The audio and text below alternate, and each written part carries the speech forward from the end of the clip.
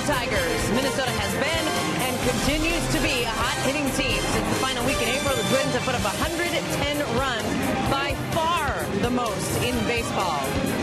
And today the Twins have a great chance to win another series on the road. They started this road trip out by taking 2 of 3 in Cleveland, and today could do the same against the Detroit Tigers. Runs may not be easy to come by either team today. With this pitching matchup, Mike Pelfrey and Anibal Sanchez. Pelfrey had a great start against the Tigers at Target Field in late April. Sanchez doesn't quite have the numbers that we're used to seeing for him this season, but he has still thrown 2 very good games against the Twins already this year. Good afternoon from Comerica Park. I'm Marnie Gelder. One of the great storylines that has emerged for the Twins this season is Mike Pelfrey. Among all starters for Minnesota, he has the lowest ERA, and he has allowed the fewest earned runs. And in particular, Pelfrey's last 5 have been very impressive. He's 3-0 with an ERA under 2. Paul Molitor said that Pelfrey does have a tendency once in a while to nibble too much, but Molitor said, "We are hoping that today is the day where he can trust his stuff and just throw it over." Pelfrey's plan this afternoon is to attack these Tigers hitters. Being aggressive is, I think, isn't how you need to be. I think you saw the results of what happens when you don't do that and what happens when you do that. So a lot better results and a lot more efficient. We know that did happen. Pelfrey hopes to keep his role going this afternoon. Dick Bramer, Roy Smalley. One of the things that's so impressive about it is that Pelfrey's basically doing it with 2 pitches.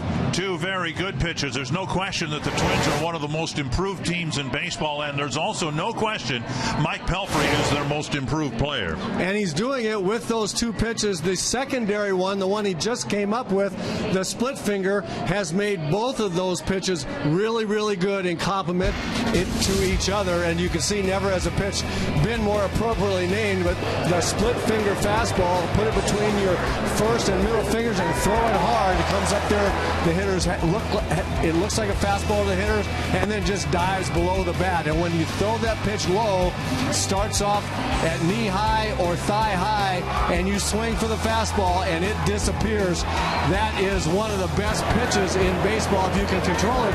But the other great feature is it makes your fastball better, and I believe that those 2 pitches, fastball, splitter, are the 2 best combinations a pitcher could possibly have. Mike Pelfrey has found that out because I think the splitter not only complements the fastball, but it gives him the confidence to throw that fastball over the plate. Maybe his best outing this year came against the Tigers, and his mound opponent that day as today, Anibal Sanchez. We expect a great series finale here in Detroit.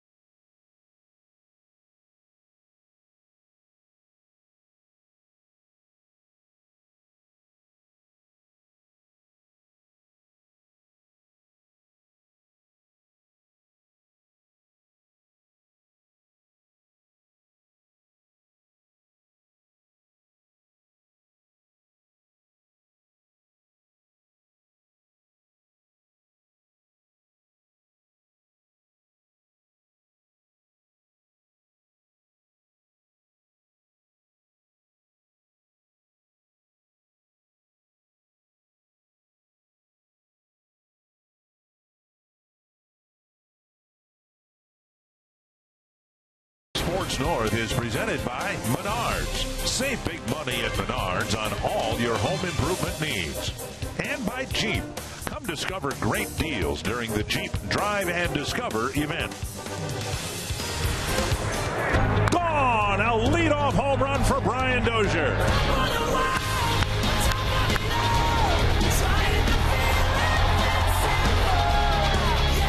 This is back! This is gone! Unbelievable! Deep to left. You take one under the chin. I was just going to say, that's what you want to do.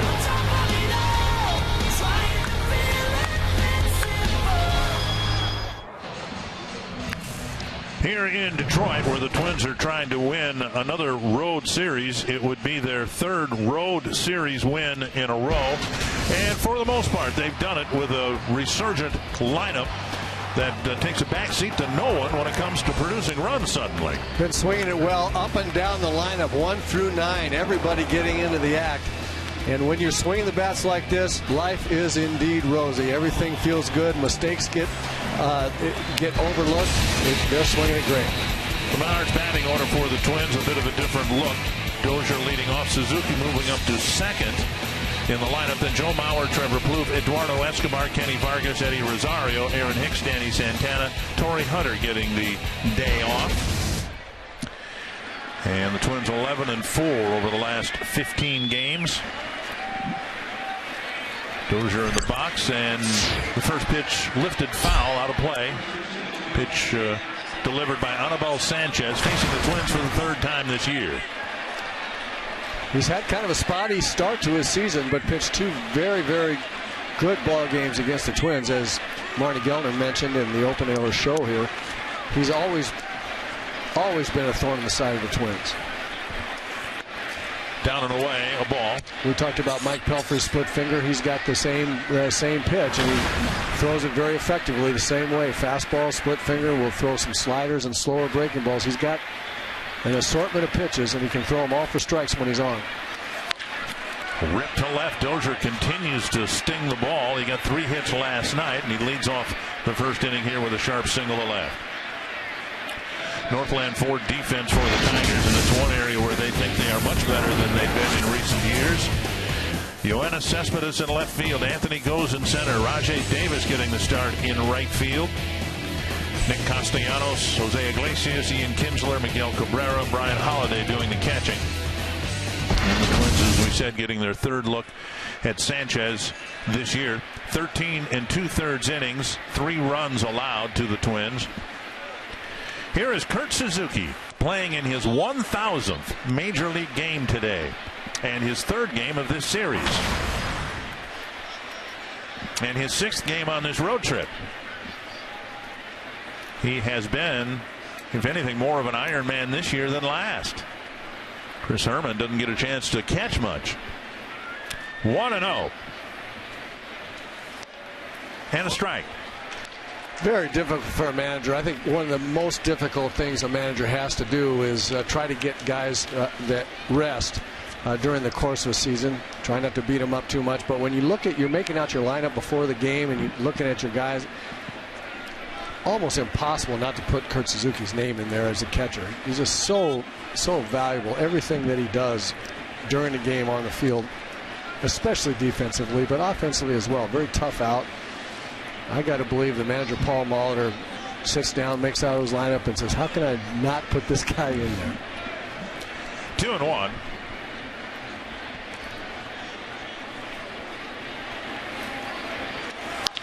Up the middle, Iglesias with a flip to Kinsler. What a double play! Looked like it might have been a base hit, and Iglesias and Kinsler with a remarkable turn of a double play.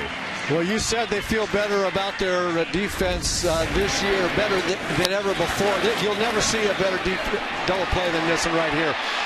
Glove flip, back to Kinsler, bare hand, quick release, good one-hop throw picked by Cabrera. What a play. 2 down, and that will bring up Joe Mauer. I will tell you, this Jose Iglesias can just flat pick it out there. I've only seen him a few games, and I'm a believer. He can just flat play defense at shortstop.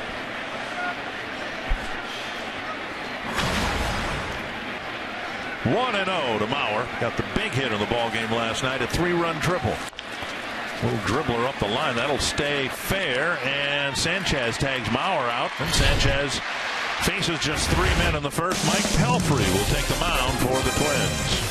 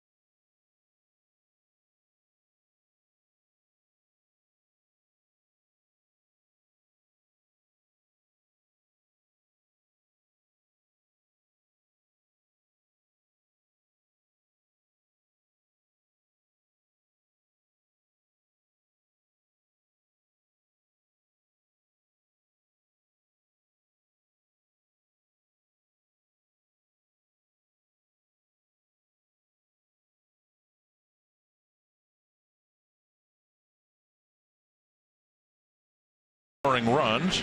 Twins handled the Tigers pretty well last year, and then of course the Twins started this year here in Detroit and were outscored 22-1, and the Tigers jumped out to an 11-2 mark and have come back toward the 500 mark and find themselves now just a game ahead of the Twins. Anthony Goes will lead things off on the Menards batting order. Then Ian Kinsler, Miguel Cabrera. No Victor Martinez. He had a tough night at the ballpark last night. J.D. Martinez taking over in the cleanup spot. Then Yoenis Cespedes, Nick Castellanos, Rajai Davis, Brian Holiday, and Jose Iglesias. Mike Pelfrey on the mound, and Goes chops the first pitch foul. We talked about Mike Pelfrey in the opening of the show, how that split finger has really turned him around to the tune of a 3-0 record, 2.6 ERA. He's been arguably the Twins' best pitcher this season, and it is a remarkable turnaround. Throwing strikes with those 2 pitches, just completely different guy out there. Strike 2. The end of April, 28th of April, he faced the Tigers at Target Field. 7 innings. Just 3 hits, 1 earned run, and 7 strikeouts.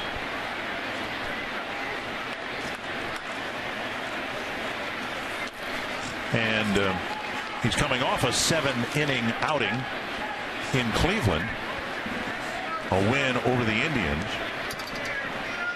A total of 6 starts, and in 3 of them he's gone 7 innings. 1-2. On the ground, and Santana can't flag it down. Goes as aboard with another base hit. Been a very pleasant surprise offensively for the Tigers this year. Northland Ford defense for the Twins. Eduardo Escobar in left. Aaron Hicks, his 3rd straight game in center field. Eddie Rosario getting right field. Bluth, Santana, Dozier, Vargas the infielders, and Suzuki behind the plate. A leadoff single for Goes, and now Kinsler will bat.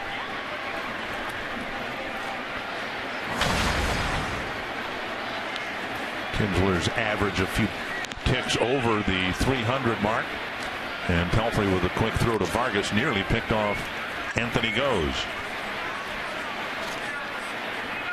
Pelfrey's given up 4 stolen bases in 4 attempts. And as much as the Tigers have struggled to score runs, you can imagine Brad Ausmus might be tempted to try to kickstart things with the running game here in the first inning. Inside to Kinsler, ball one. Mike Pelfrey typically relatively slow to the plate. I agree with you, Dick. I think the guys that can run will probably give it a shot. Ausmus will give them a chance.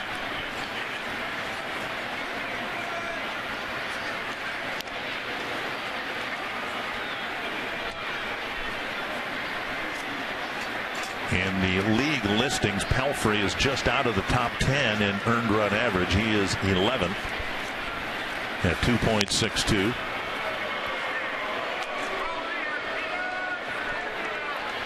Six starts and 6 ground ball double plays so far on the season for Pelfrey.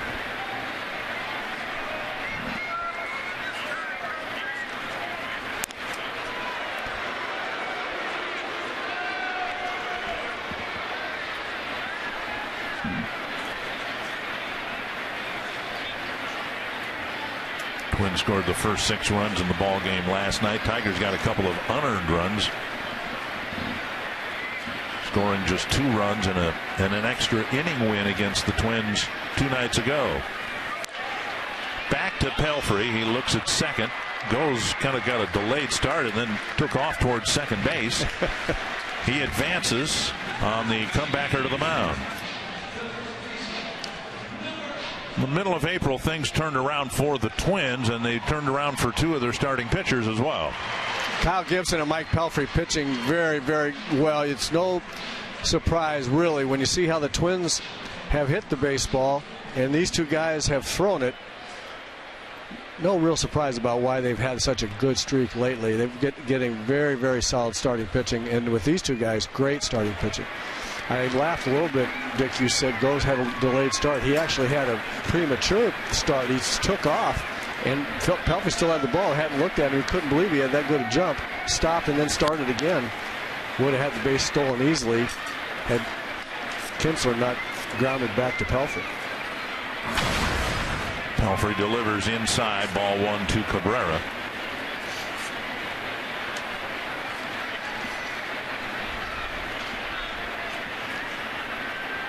Cabrera just 5 for 23 against Pelfrey. And another fastball zipped inside. That's kind of how he went after Kinsler and ended up getting a weak ground ball back to the mound. And it's the way he pitched Cabrera at home in Target Field last time. He pitched very well against the Tigers, and I applaud that. I really think you have to make Cabrera think that he's going to get stuff inside. You can get him out away if you do that, but you can't get him out away unless you've started him in. Driven foul, 2-1. Cabrera, as evidenced by that foul ball down the right field line, way foul. He sets up to hit the ball back up the middle to right center, even straight away right field, because he believes he's strong enough to be able to do that. He can fight the ball off inside, and it makes him less vulnerable to outside pitches and off-speed pitches, because you wait longer when you try to hit the ball in the opposite field. When you're waiting that long, you're vulnerable inside. You have to be able to come in there. And a base hit to center. Turns at third. He'll score. And it's 1-0 Detroit. They tried to come in there, just didn't get it in quite enough. And that's the thing about a great hitter like Cabrera. You can get him out with good pitches, but if you don't make a good pitch, he's going to make you pay. In Pelfrey's start against the Tigers on April 28th, 7 innings, just 3 hits, and now a couple quick in the first inning have the Tigers up 1-0. You see right there Kurt Suzuki trying to get the ball, his target inside. The ball's not too bad, and he got in on him just a little bit. But he's so strong, he's able to muscle the ball into left center. A little bit high and not quite as far enough in. The first pitch strike to J.D. Martinez. Martinez inheriting the cleanup spot from Victor Martinez, who is really struggling and in pain hitting from the left side of the plate. Twins don't have a left-handed starter in their rotation, so Victor Martinez gets the starting assignment off and might get more time off, because after this series the Tigers go to St. Louis and will play without a DH this weekend. 1-1 to J.D. Martinez, who has hit 4 of his 7 home runs against Twins pitching. Inside, 2-1. They're trying to come back in against J.D. Martinez as well, and you have to pitch him the same way. He's a low fastball, low breaking ball mistake type hitter, very strong. Also tries to hit the ball to right center. And you need to pitch him in and up with fastballs so that you can get him off the low stuff. Another one hit up the middle over the head of Santana.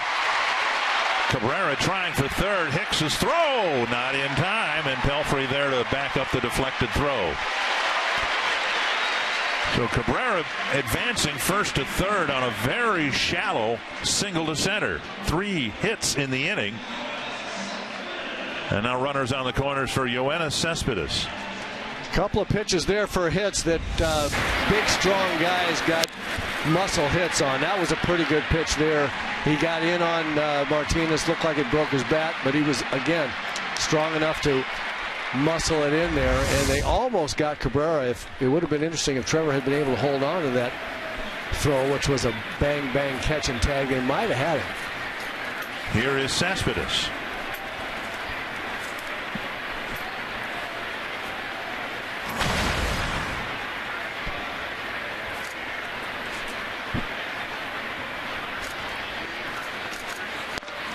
At the knees, a strike. Cespedes 4 for 8 against Mike Pelfrey.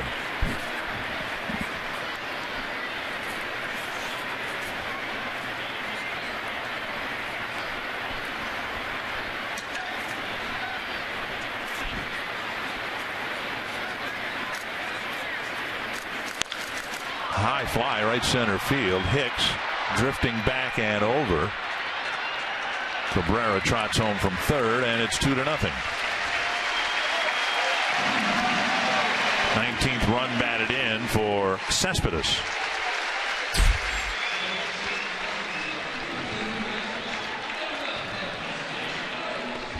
And that'll bring up Nick Castellanos. 6 prior starts, and the biggest reason Pelfrey has enjoyed more success, he's drastically cut down on the number of hits allowed. In his first 2 years with the Twins, he allowed an opponent batting average of .301 this year, coming into this game, holding opponents to a .232 opponent batting average. And so here are the Tigers with 3 singles and a couple of runs in the first inning against him. Kind of surprised that we haven't seen the split finger. That was a slider right there.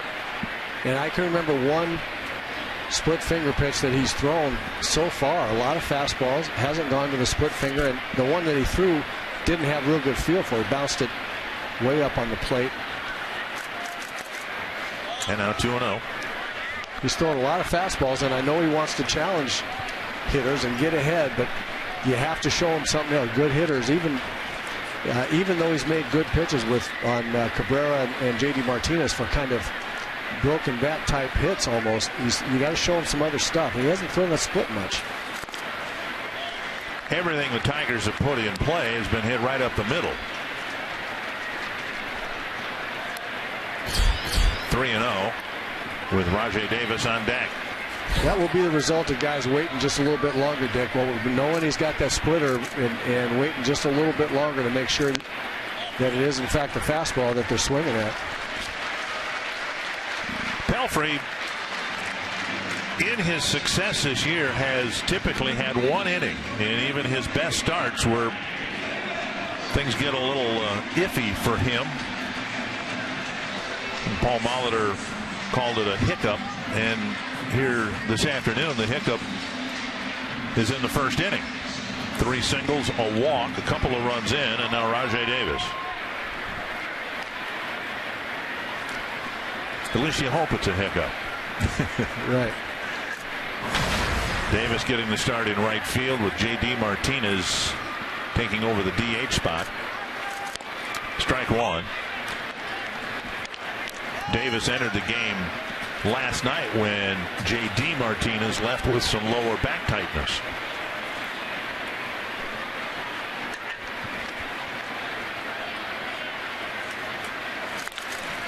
That's right over the bag at third. J.D. Martinez will score. Castellanos to third on a Rajai Davis double, and it's 3-0.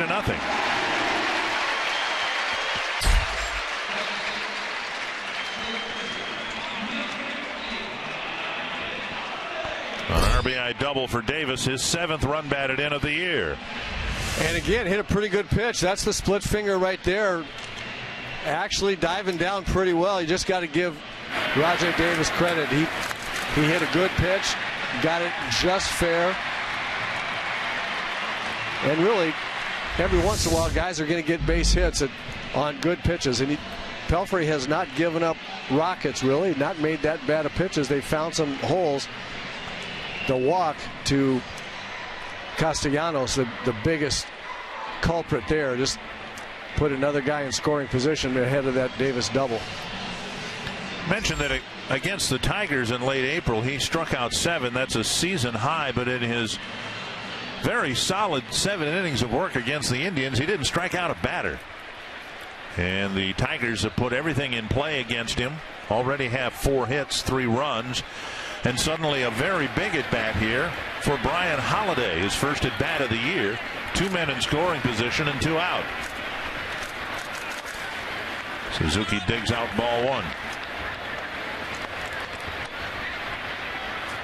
Alex Avila on the disabled list. They determined yesterday he will not undergo surgery. At least that's the plan of attack now.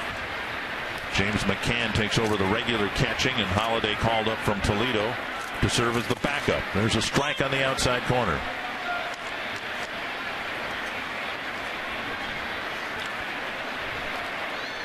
And this will be the 25th pitch of the inning for Pelfrey.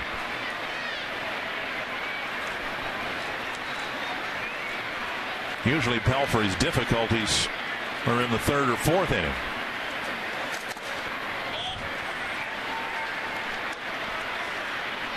Two and one.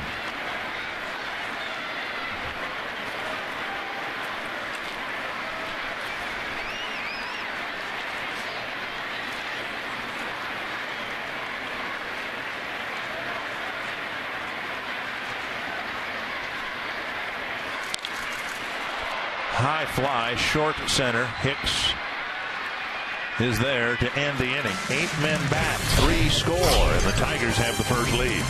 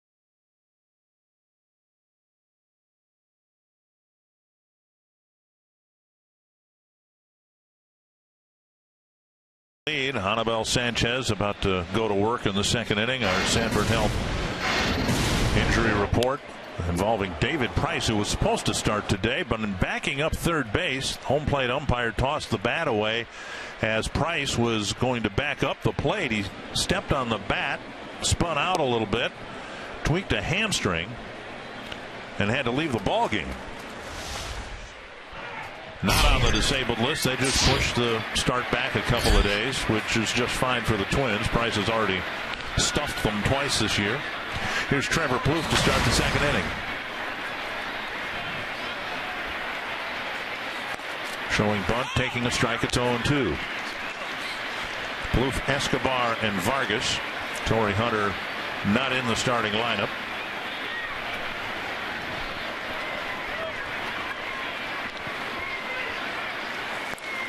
Swing and a miss. Plouffe's gone on 3 pitches. You can combine your love of the Twins and the College of St. Benedict and St. John's University by attending CSB SJU night at Target Field on June 17th. Find out how to see the game and receive a limited edition red and white Twins cap. Visit twinsbaseball.com/SJU for tickets and more information. Here's Eduardo Escobar. Popped up, foul into the seats. Sanchez has pitched awfully well against the Twins this year again. Mike Pelfrey simply outpitched him in late April at Target Field. But 13 full innings for Sanchez against the Twins this year. 7 of them have been 1, 2, 3 innings. They were fortunate at Target Field to string some things together and scratch across a few runs against him, but he typically has pitched awfully well against the Twins, and now he's got a 3-0 lead. Escobar fouls it into the Twins dugout. I think the Twins need to take the approach that Brian Dozier has for his leadoff at bat. Just get a fastball and jump on it right away. You see guys swinging and missing, being behind on fastballs because they know that soft stuff is lurking somewhere. But until you get 2 strikes, you got to get fastballs. When you get them to hit, you got to hit them. 2 down. That'll bring up Vargas.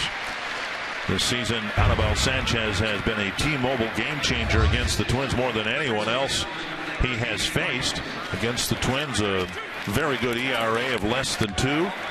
He's had 1 good start against the Yankees where he gave up just 1 run, but the White Sox cuffed him around for 9 earned runs. The Royals in his most recent start, 5 earned runs, 9 hits in 6 innings.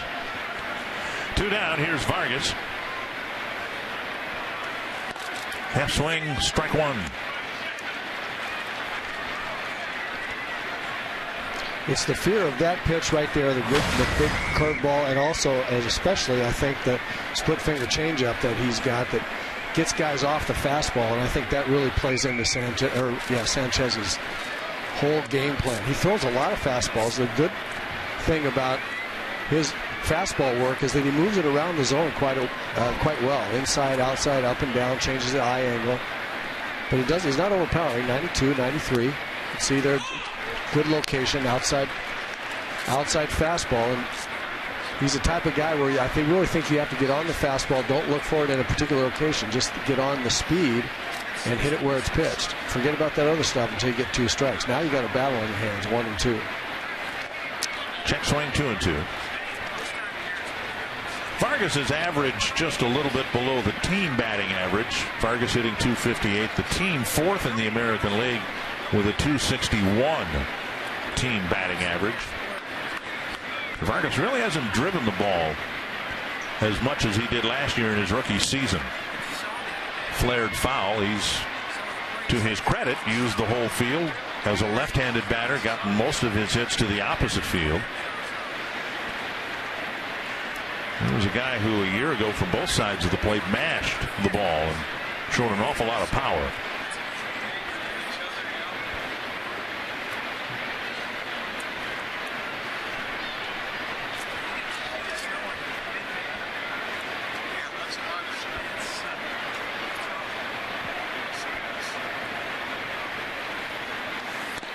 Called 3rd strike. Couple of strikeouts in a 1-2-3 second inning for Sanchez.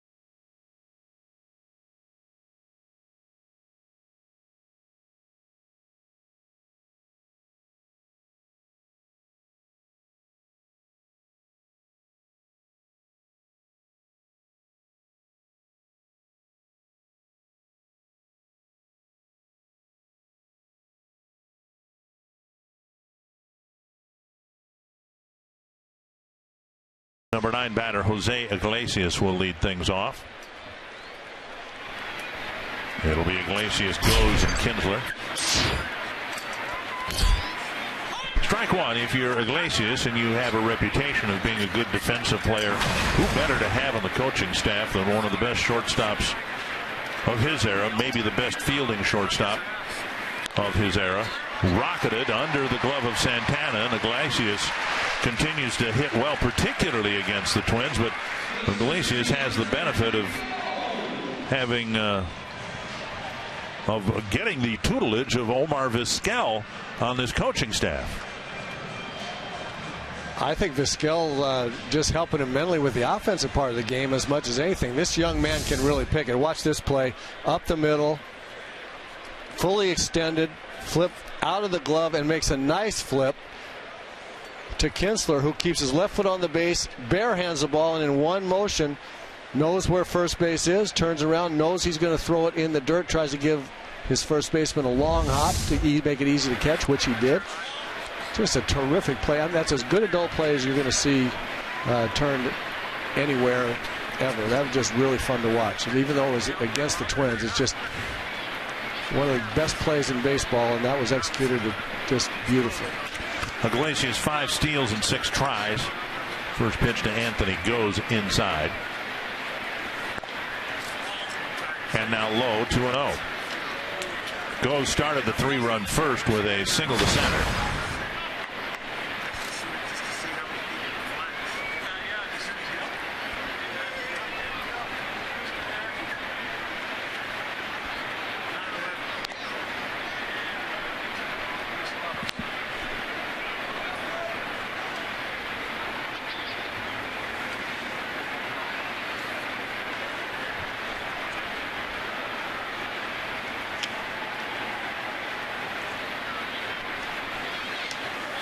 And now 3-0. Think of the Tigers, and you think of the power, you should, with Miguel Cabrera, Victor Martinez when he's healthy. And they have some power, but they are leading the American League in stolen bases with 29. There's a strike, 3-1. Rajai Davis has 8 steals. Goes has 6. And Iglesias third on the team with 5.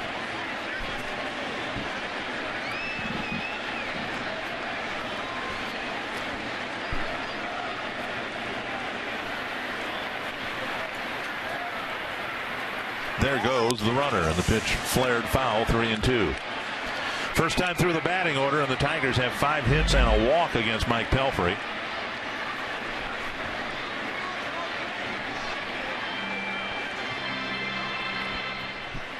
Hey, I'm just really curious about his reluctance to throw that split finger. And I think back to the Alfredo Simon game on the first game of the series on Tuesday. And the first 3 innings, he just pounded the Twins with that split finger pitch, really messing with them. Iglesias off with the pitch, lazy fly to left, gloved by Escobar. Pelfrey just hasn't used it nearly enough. In the first inning, though, even though he gave up 3 runs, he really made some pretty good pitches. That ball in the inside corner, that ball maybe running in off the plate. Look where it's getting hit on the back, way below the label, gets muscled. And the one of the really good split fingers he threw, Rajai Davis, just did a really good job of digging that ball almost out of the dirt for a double. Pelfrey not that bad, not as bad as the 3 runs might and 5 hits and a walk might indicate. He made better pitches than what, or let's put it this way, he made good enough pitches where he might have gotten out of that with an awful lot less damage. Tigers found some holes and muscled some balls in there. As it was, Tigers left a couple of men in scoring position. Now a leadoff single, a fly out, and a pitch just off the outside corner, 1-0.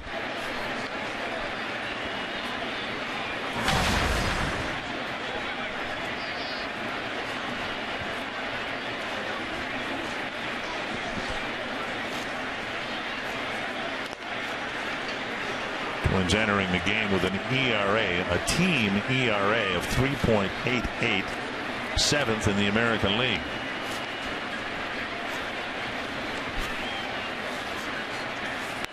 Outside again. This is a team that's struggled over the last 4 years, principally because of a ballooning team ERA, finishing 14th or 15th in each of the last 14 years or 4 years. 2-0 to Kinsler. Rip under the glove of Plouffe. Had a backhand opportunity and could have turned a double play, and instead there'll be runners at first and second with one away.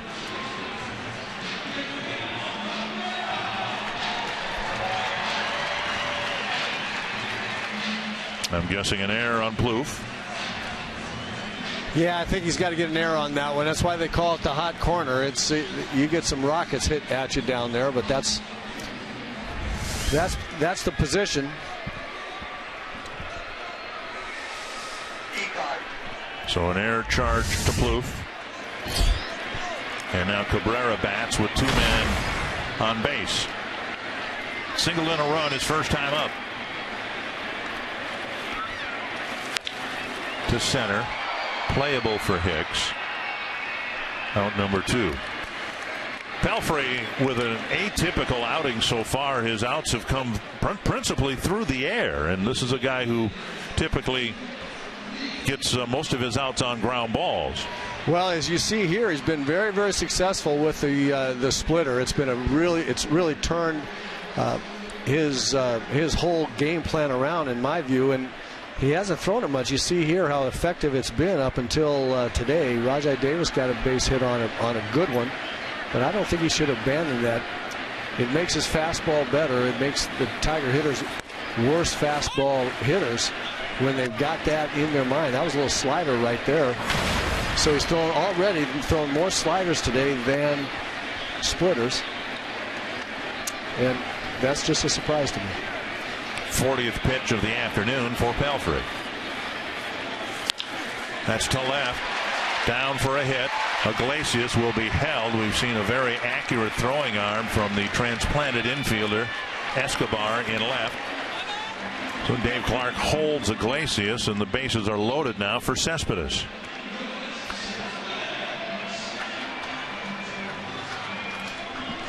The error by Plouffe giving the Tigers a chance to bust the game open here. Last night, the Tigers only scored 2 runs, and they were unearned runs because of an error charged to Brian Dozier. Every Tiger hitter has gone up there looking very comfortable against Pelfrey's fastball today in the first 2 innings here. It looks like they're looking for it, they're getting it, they're having good swings. And in Minnesota, when he pitched so effectively, they clearly were not comfortable on the fastball, and I think that's directly relatable to how many other pitches. Weak roller to Plouffe. Over to Vargas, and that ends it. The Tigers have scored 3 runs, but they've left 5 men on through 2 innings.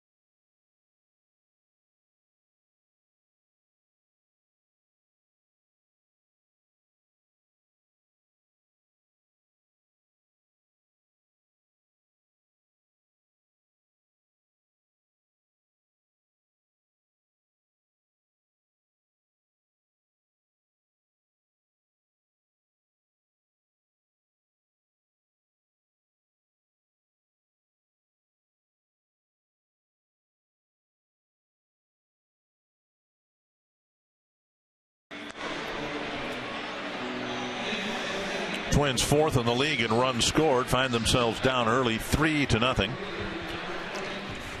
Girls on the Run Twin Cities uses running to inspire girls to be healthy and confident. Saturday, May 30th, join Fox Sports North at the University of Minnesota for the Girls on the Run Spring 5K. To register, visit foxsportsnorth.com and click on upcoming events. Eddie Rosario will lead things off for the Twins in the third. He'll be followed by Aaron Hicks and Danny Santana. And strike one to the right fielder. Good day to give Torrey Hunter a day off. He just 2 for 13 against Sanchez.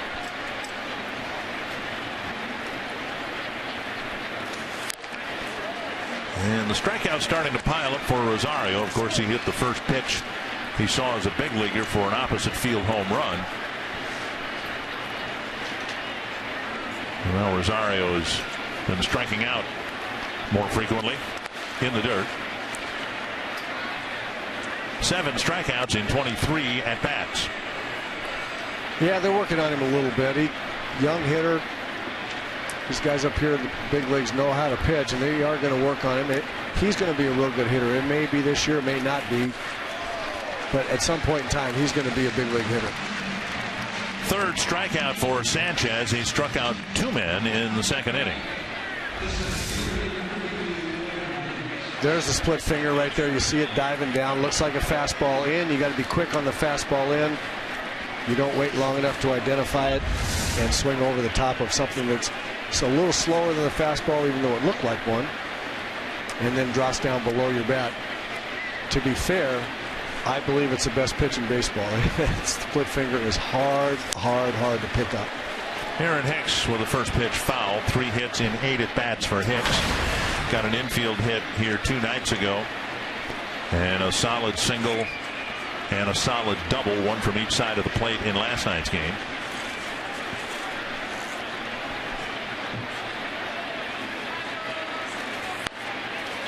Outside 1-1. Hicks called up after hitting .338 at AAA, earning a promotion. The Twins, of course, long-term figure to have Byron Buxton playing center field for them. Buxton now hitting just .246 at AA. So Buxton, who didn't play much last year, needs to hit the ball a little bit better than that just to be promoted to AAA. Inside 2-2.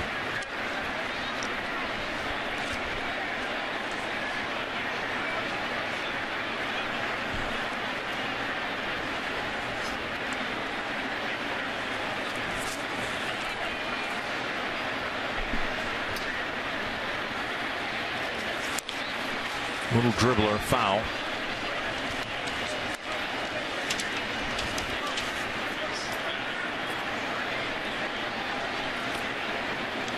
Hicks has put the ball in play better this year, both at AAA and his handful of at bats here. Just 1 strikeout in 8 at bats.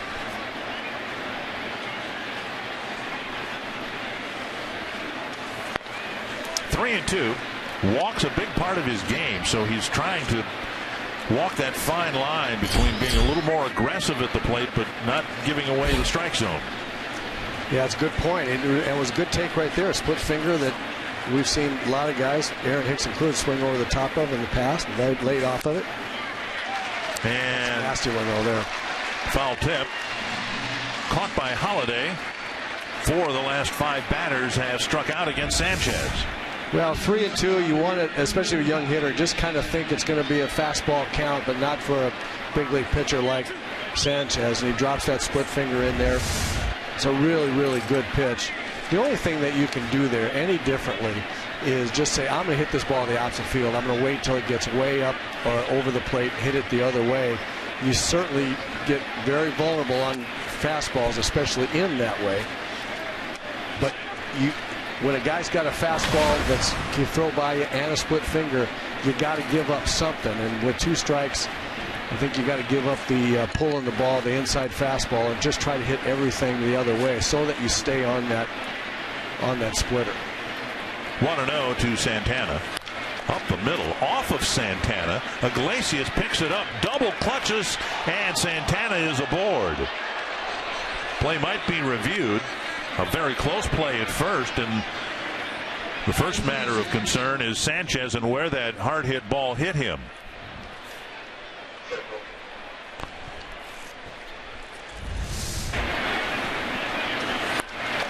Danny hit it hard. Looked like that double clutch right there is the difference between safe and out. If Iglesias is able to get the ball out of his glove right away, Danny hustling down the line, he can really go. Sanchez dawdling around the mound, not wanting to take the mound until the Tigers video department had a chance to look at that play. They now will pass on any challenge. Dozier at the plate with Santana at first. Outside, ball one. Dozier singled and was taken off the bases on a sensational double play started by Iglesias in the very next at bat.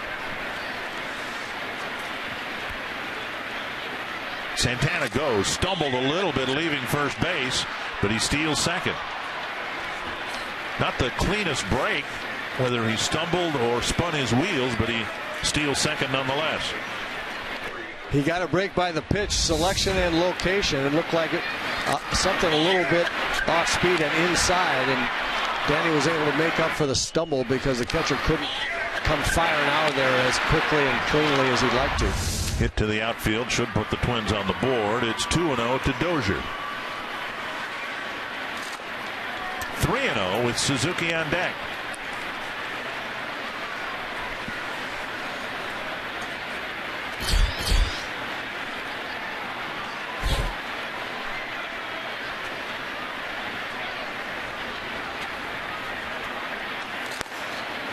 Three and one.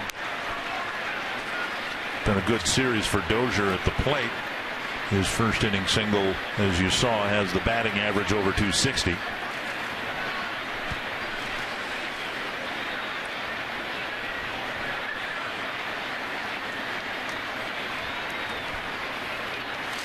Popped up. And Holiday looks to have room. Makes the play. And the Twins strand Santana at second base. It's still 3-0 Detroit.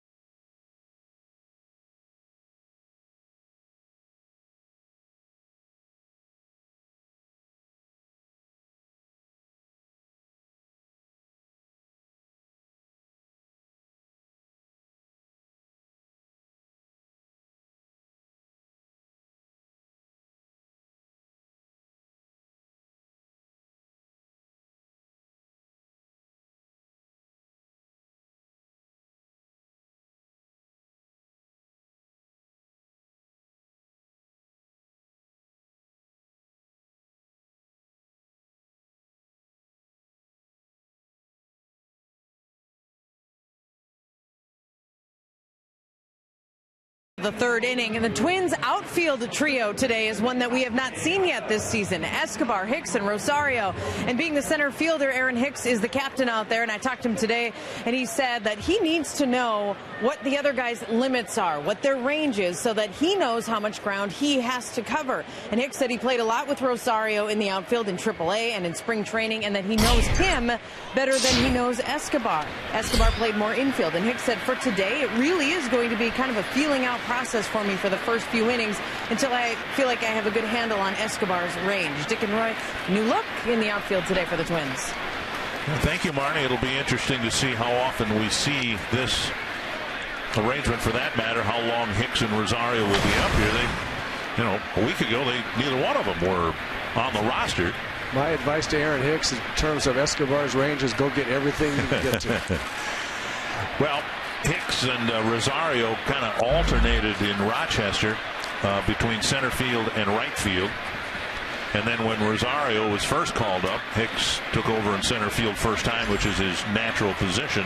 Well, we mentioned Byron Buxton, and eventually the Twins have very high hopes. They're optimistic that Buxton's going to be an impact player and their regular center fielder for years to come. So if there's a place for Aaron Hicks on this team, it very likely is not going to be center field. So he needs to get some experience in the other outfield spots, and in Rochester at least got some time in right field. I don't think a corner outfield spot will be any difficulty at all for Aaron Hicks. He's a great athlete. He's a good outfielder. If you can play center field, you can go over to one of the corners. Liner to center. Another base hit. Castellanos walked his first time up, and the Tigers already have 7 hits against Mike Pelfrey. Carsoup.com trivia question. Which pitcher in Twins history has the most wins against the Tigers?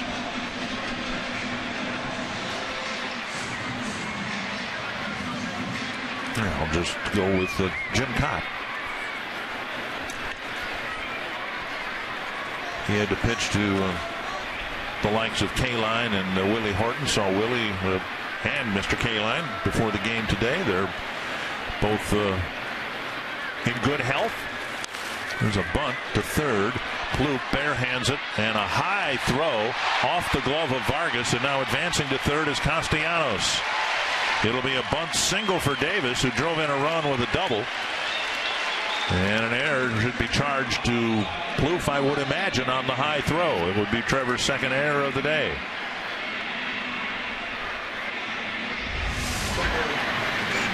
Good bunt by Rajai Davis with his speed. Trevor barehands it nicely, but threw from a little bit of an awkward position. He's normally very, very good at this play. Barehands, and he was caught in between stride there. Kind of sidearm flipped it in between stride. Didn't get a lot on it, and consequently the ball sailed on him a little bit.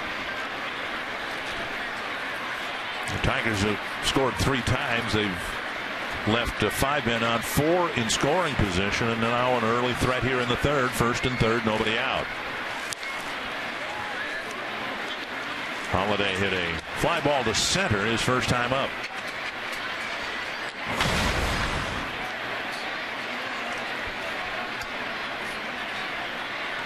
Twins shortening the infield up just a little bit.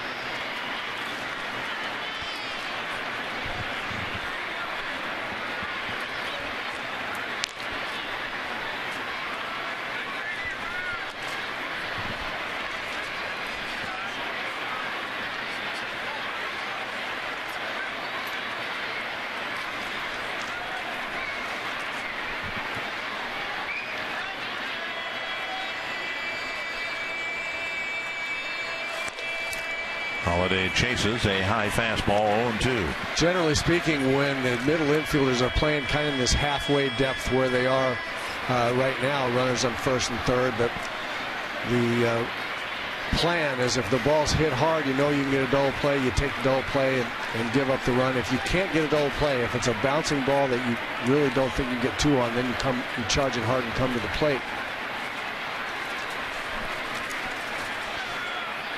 Pelfrey has, but you have to keep an eye on Davis here because he, as I mentioned before, top base stealer on the top base stealing team in the American League. Dozier with a leaping grab at second base. Holiday just tried to push a line drive into right field, but it was intercepted by Brian Dozier. Well, just another terrific acrobatic catch by Brian Dozier. He's amazing the positions he can get his body into, snagging hard-hit ground balls and line drives, and just a very, very accomplished, made himself an accomplished second baseman.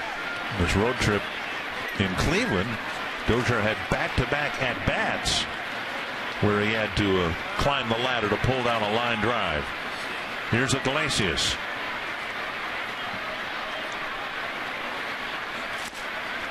Off the plate, ball one. Twins in the same defensive configuration, and now it's for sure with Iglesias. You have to know as a middle infielder, you have to know who the hitter is when he becomes a runner after hitting it. Iglesias with good speed. The middle infielders have got to know they get to. They have to know how fast he is, and the ball's got to be hit hard, or else they got to come to the plate. 2-0. Conversely, if you're the runner at third base at Castellanos, you don't want to be the only out that the Twins can get at the plate. You want to go on a double play ball, but if it's not going to be a double play ball, you don't want to be an easy out at the plate. Pelfrey spun around the other way with Davis skittering towards second. Rajai Davis was about to take off. Pelfrey never looked at him. He was looking more toward third base, and I think Trevor Plouffe or somebody yelled, "Step off, step off," because Davis was getting ready to go. There's a strike on the outside corner.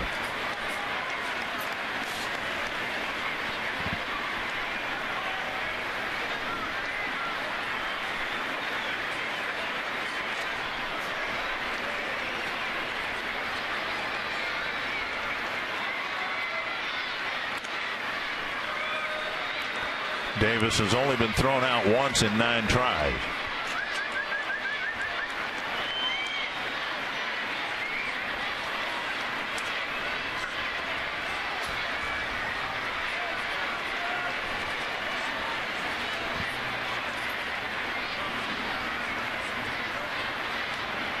There he goes.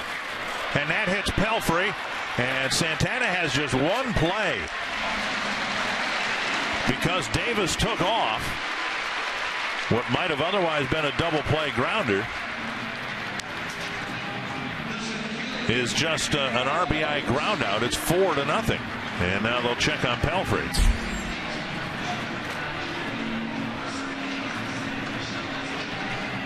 This is what Mike Pelfrey didn't see. Look, he's getting ready. You throw over there now, you got him.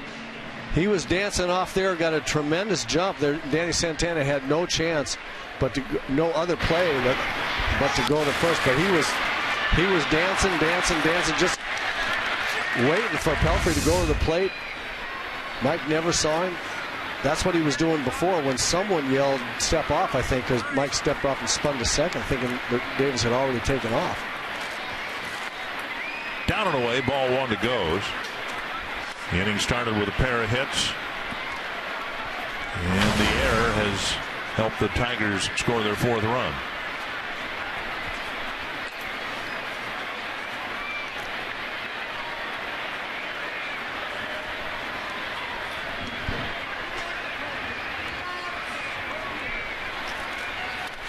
Nice pickup by Suzuki.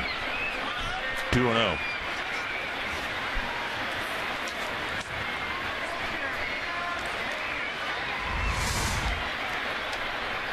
Great reaction. That's a great play, because at one point in time, I don't think he could have seen the ball. The ball had to get hidden behind the feet of Anthony Goes. Great backhand play there. And I say great because it really is. Those plays don't get nearly enough accolade for how athletic they are. The catchers back there blocking and catching balls in the dirt. We were talking about that in Cleveland when they play the great defensive plays of the day or the week. Those plays are never included, but they're so critical in limiting run scoring. You know, they not only limit run scoring, they not only prevent guys moving up 90 feet, they instill confidence in their pitchers when they're able to, when they're blocking balls like that. It would be very easy if a guy didn't have real good feel with a breaking ball or a splitter or whatever, and now it'd be real easy not to throw it in a big situation because he's afraid of throwing it to the screen. Davis took off for third, and the pitch line fouled on the left field line.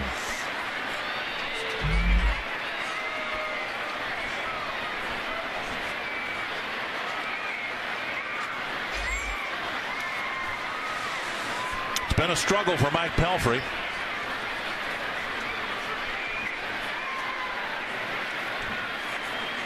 And the Twins are fortunate, actually. The score is just 4-0. The Tigers have had threats throughout.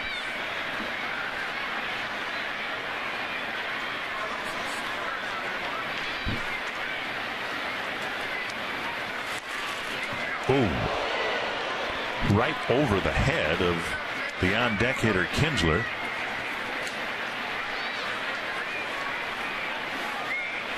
And wide of the screen, no one in the area behind the Tiger dugout hit by that wicked liner.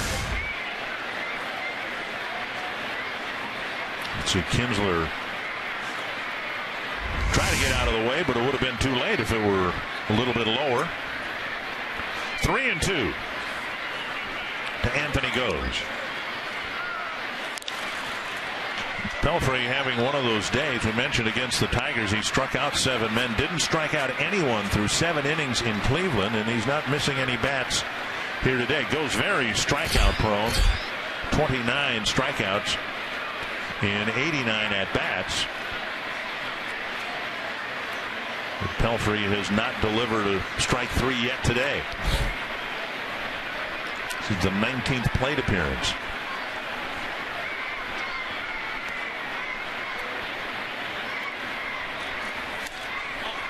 And he missed inside.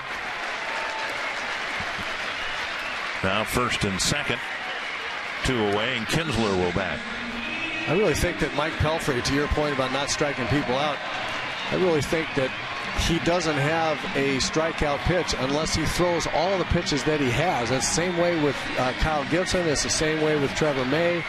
I mean, it's on and on with all the Twins starters. You have to put enough doubt in hitters' minds by throwing all the pitches that you have for strikes, and then you'll catch them off guard and looking for something else, and they'll end up striking themselves out a lot. But if you're just throwing fastballs in there all the time, and sliders, and he's featured the breaking pitch as his secondary pitch more than the splitter. Right. First pitch slider for a strike to Kinsler. Comebacker to Pelfrey, and then a hot smash that Plouffe couldn't handle. Twins third baseman charged with the first of his 2 errors here in the early innings. Dozier was cutting behind the runner Davis. So Pelfrey stepped off.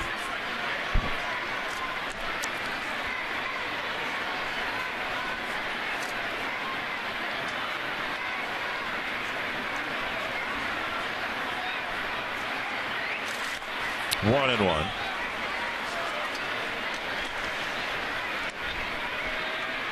Well, I'm not going to beat it up anymore, but he just, for some reason, he doesn't have a good feel for his splitter, or I don't know what's going on. He's been very successful throwing fastballs and splitters almost exclusively, and today is just not that day. So I'm not exactly sure what it is about the splitter he doesn't like today, but he doesn't like it somehow. Off the plate, 2-1. The entire afternoon's been a struggle for Pelfrey. 2 starts ago against the White Sox, the Twins gave him a big lead in the bottom of the 3rd inning, and he couldn't get through the 4th. Hitting 3 batters in 1 inning, walking people. Rolled foul off the bat of Kinsler, and it's 2-2.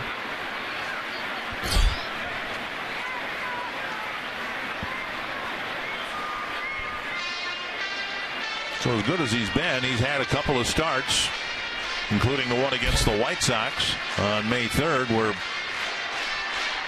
things weren't very smooth for him. And another one here today.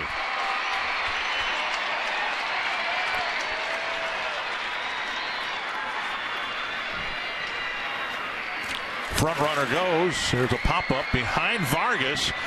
And it is Rosario coming in near the line to make the catch. 1 for the Tigers. They lead 2. It's 4-0 with Kurt Suzuki ready to lead off the fourth.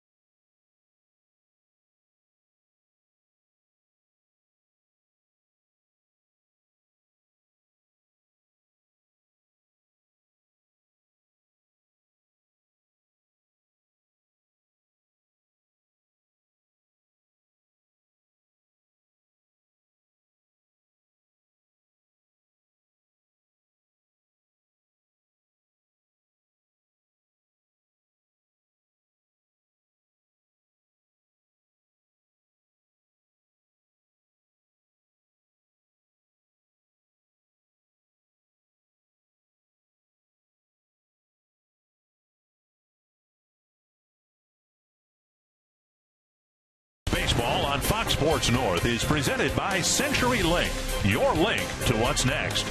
By NorthlandFord.com and your local Northland Ford dealer. And by Grand Casino. The best stories start here. A beautiful day in Detroit. Mike Pelfrey not enjoying it so much. He's down 4-0. He's thrown a lot of pitches. The Tigers have stranded 7 men on through the first 3 innings. Kurt Suzuki takes ball 1 leading off the 4th inning. He'll be followed by Joe Mauer and Trevor Plouffe. Sanchez has given up a couple of singles. 2-0.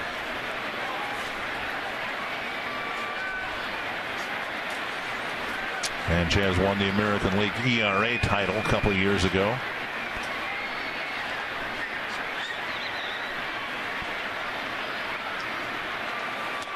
And nice check swing. It's 3-0. Twins need base runners. And probably feel like maybe they owe the Tigers 1 or 2 already this year. The Twins had a 4-run lead in Minnesota a few weeks ago, and the Tigers came back late and took one away from them at Target Field. A strike to Suzuki.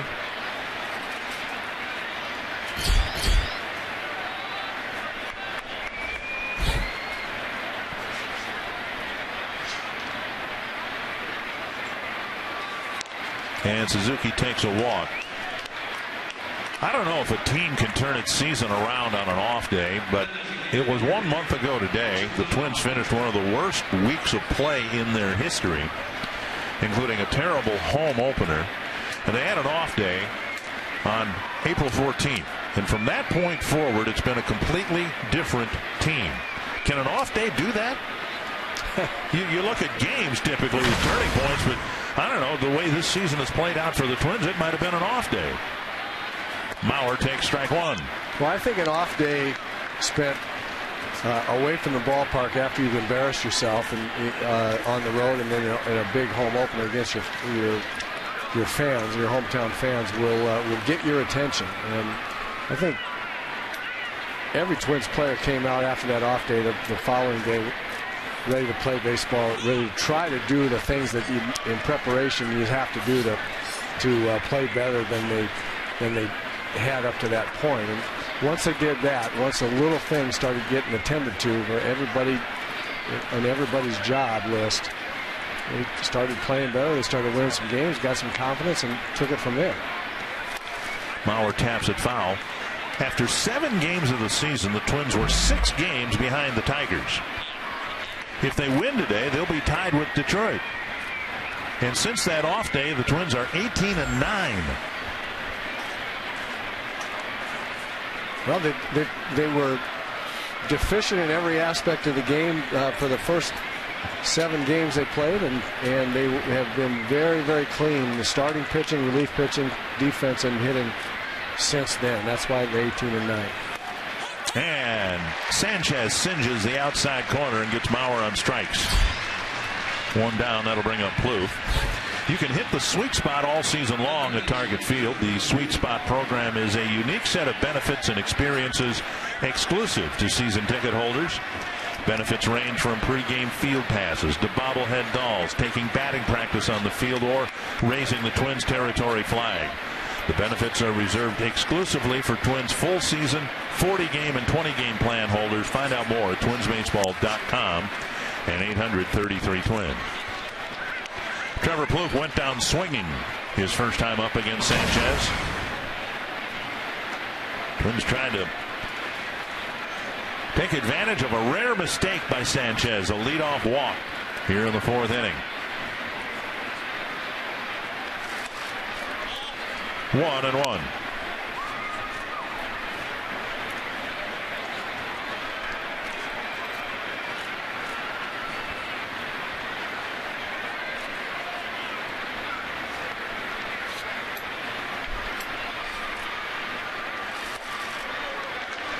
Pitch about a foot outside, and Plouffe chases 1-2.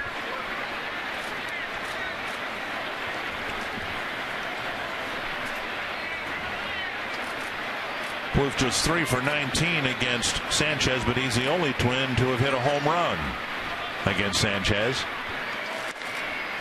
And now 2-2. I think it's interesting to watch pitchers and catchers work against certain hitters. Different guys come up there, they have different plans. This particular bat against Trevor, everything on trying to hit the outside corner with fastballs, hasn't thrown him anything but. And now 3-2 with Escobar on deck. So when you're a hitter up there and you've just seen 5 straight fastballs on the outside corner, or off the corner, that gets in your mind. You have to protect against that pitch out there. Driven to left center field, down for a hit. Suzuki to second base. Well, the Twins trying to stir something up here, now combining a walk and a single. That's been the extent of a threat against Sanchez here this afternoon. Escobar will bat. Good hit by Trevor. He finally got a fastball that had more of the plate there. Sanchez throws an awful lot more fastballs than I think hitters are giving credit for generally. I think he surprises guys with, because they have in their mind, they've got the slow curveball, the slider, and the split finger changeup in their mind. And he throws an awful lot more fastballs than you expect him to. Escobar takes high, ball 1.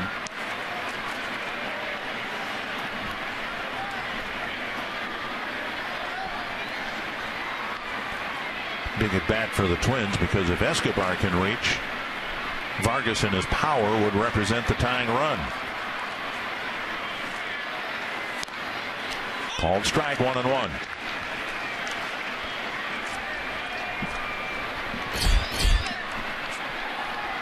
Escobar was the regular shortstop for the Twins last year. He spent far more time in the outfield than the infield this year. Signed by the White Sox years ago as a center fielder and pitcher.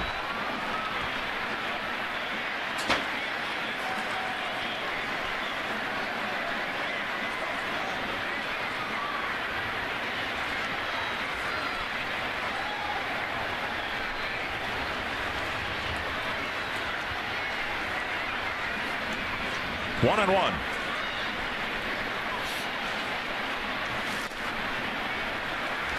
Two and one. Strike percentage down a little bit here in this fourth inning for Sanchez. When he's not pitching well, that's generally, in my experience watching him pitch, it's generally because he throws a lot of pitches. He's a lot of 2-0, 2-ball and 3-ball counts. He loses command like he's losing a little bit here this inning, and then comes in with fastballs and gets knocked around a little bit. But just like any other pitcher, as good as he is, as good a stuff as he has, as his ability to locate various pitches, he'll lose it once in a while. And if he doesn't have that command, he gets to be just like any ordinary guy. 3-1, gathering himself behind the mound.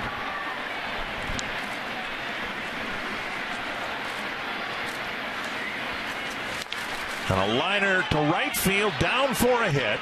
Rounding third, Suzuki will score, and now Vargas will come to the plate as the tying run. Twins take advantage of the scoring opportunity they built here in the fourth. Jeff Jones is coming to the mound, and I'm wondering whether Sanchez is 100%. There'll be a chat here from the pitching coach, Kevin Rand, the trainer, staying in the dugout, but he took some time to gather himself after delivering ball 3.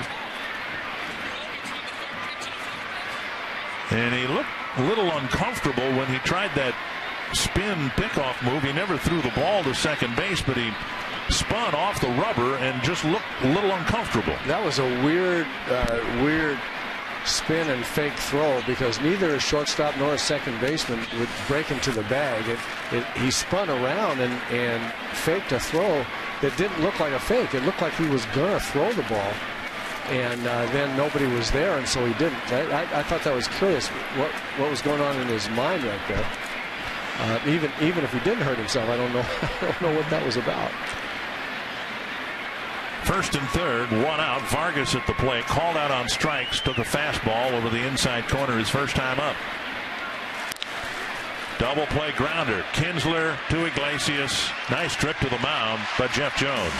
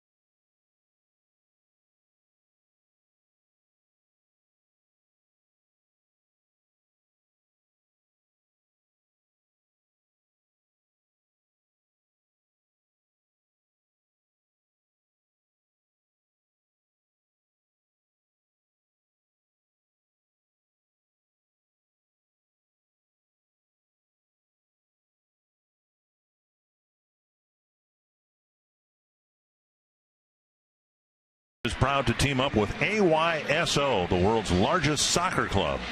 Go to aso.org/play to find your region and sign up for your fall team today. Well, the Tigers have scored 4 times, but they left 7 men on. The Twins got 1 back in the top of the 4th, but Sanchez was able to get a big double play grounder to end the threat. And now on the first pitch of the bottom of the inning, Santana throws low to Vargas, getting Cabrera. And Santana's had some throwing issues, and Vargas saved him an error there by backhanding a low throw. You played a lot of shortstop. What's your diagnosis on Santana's throwing issues? He's kind of been scattering his throws all over the first base area. For the most part, I think it's a failure to get his feet set and really get in an athletic throwing position when he throws. He tends to throw the ball early before he's set. He tends to not get his feet spun around and get in good position, kind of sideways position to throw. That ball there in the dirt, I mean, sometimes you just throw the ball in the dirt. Sometimes, and he looked like that mechanically. That was not bad there. But generally speaking, his issues at shortstop have been throwing. You're right, and the throwing issues have generally been feet positioning, in my opinion. 2 strikes to J.D. Martinez. Santana with 9 of the team's now 24 errors. Trevor Plouffe has been charged with 2 of them today. Down and away, 1-2. Pelfrey hoping for a breather of an inning. Not the best part of the Tiger lineup to do that, but Cabrera bounced out on the first pitch, and now he's ahead of J.D. Martinez. 2-2. Pitch count into the 70s already for Pelfrey. 8 hits, 2 walks, 2 errors. But again, the Tigers have left 7 men on.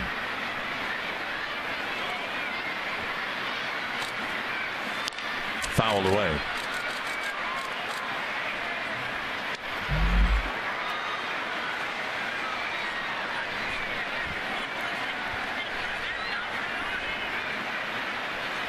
Martinez has hits in his last 4 at bats. Again, had to leave a ball game yesterday because of lower back tightness.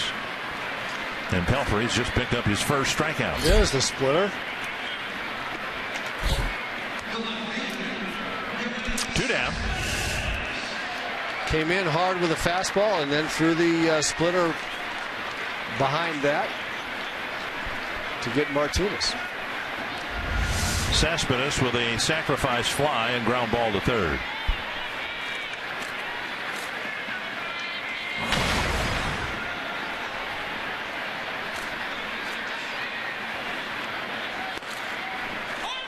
Might have been the slider for a called strike. Yep, that was slider there. Spun right kind of in the middle of the zones that lucky Cespedes had taken for whatever reason. Another one off the outside corner. He likes the slider today more than the split finger. That's in evidence.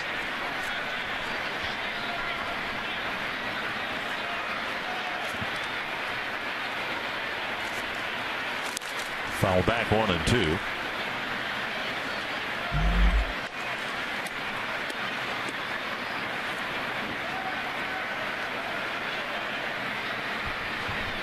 Twins have a chance to put together a winning road trip. They had a couple of them last year, but you'd have to look them up to remember them.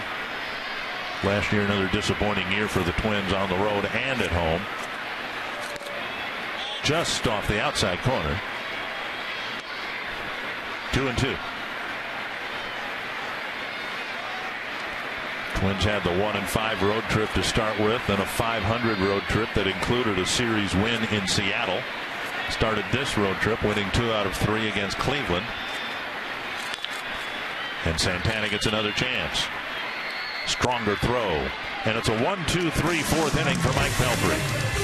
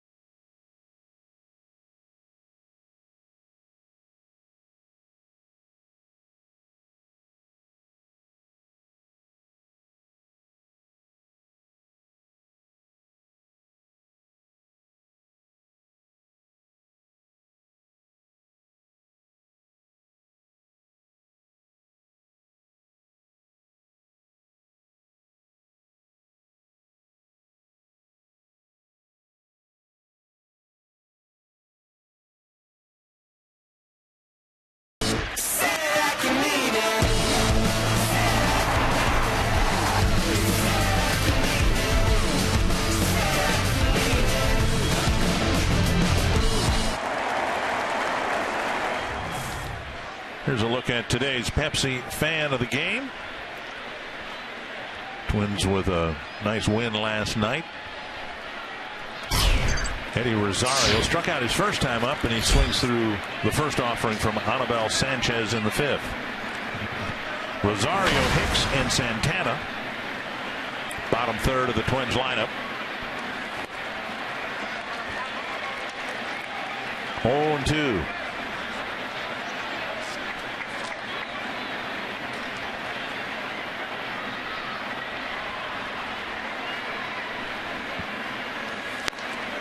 High fastball, and Sanchez put it right where Holiday set up the target, just above the belt. And Rosario's quickly retired. Another strikeout for the rookie. You see the glove right there, and Sanchez hits the glove. The reason the catcher wanted it there, they threw him 2 breaking balls that start out kind of up on that plane and drop down. Rosario swung and missed both, and then buzzed the fastball out there where the curveball starts out, but this one, obviously, fastball just keeps riding high, threw it right by him. Here's Hicks. He also went down swinging. On a foul tip, Holiday was able to hang on for strike 3 back in the 3rd inning.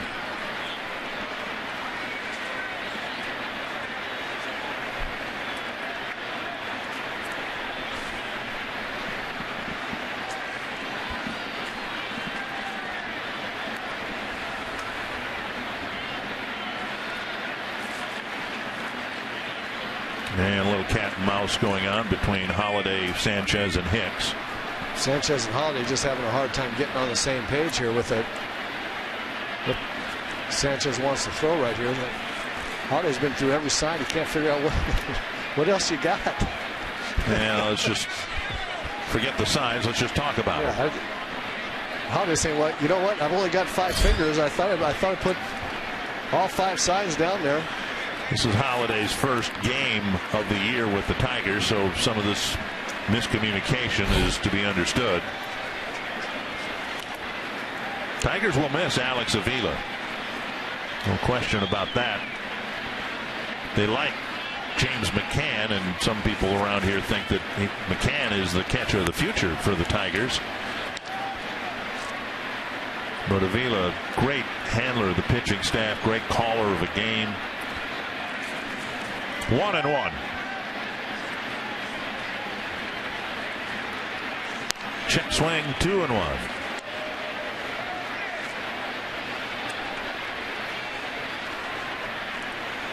Hicks hasn't drawn a walk since his call-up just a couple days ago, but as we said before, that's a big part of his game. At no point in the minor leagues has he been a 300 hitter, but he's had a really good on-base percentage because of all the walks.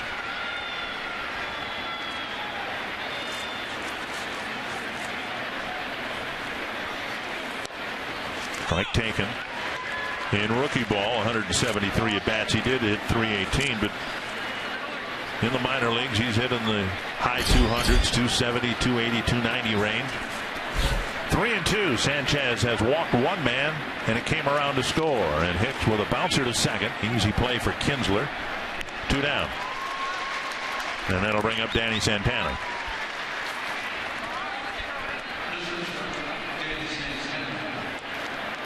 I want to congratulate Osmo Vanska and the Minnesota Orchestra for being the first orchestra to play in Cuba. They arrived there yesterday.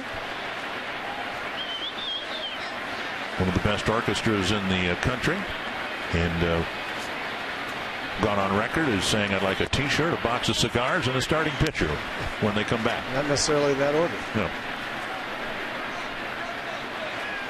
1-0 to Santana.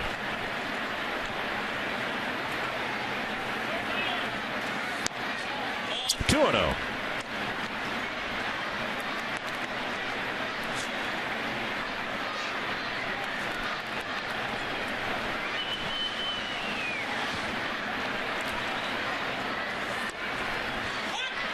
Even when the Twins scored their run and had a threat to maybe score more in the 4th inning, Sanchez faced just 5 batters.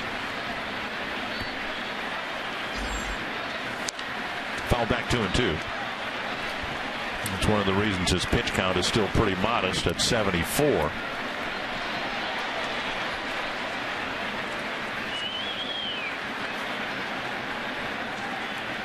Got to help that inning with a tailor-made double play ball to get him out of that inning. Not as many pitches as he might have. Loop to left. Cespedes jogs in, puts it away. It's a 1-2-3 fifth for Anibal Sanchez.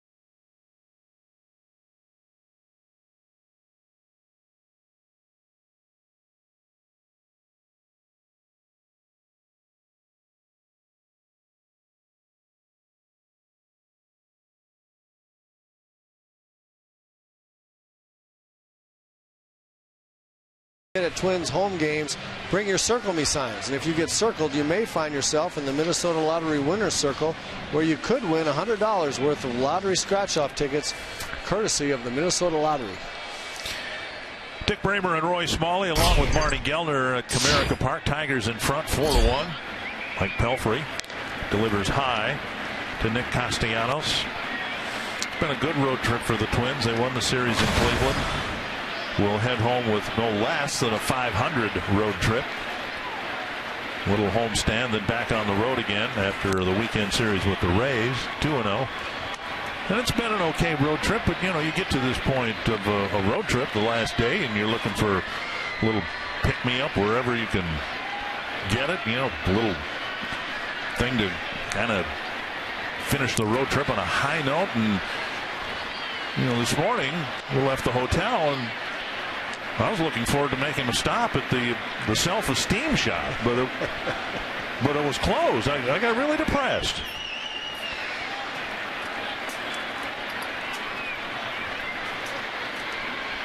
Two and one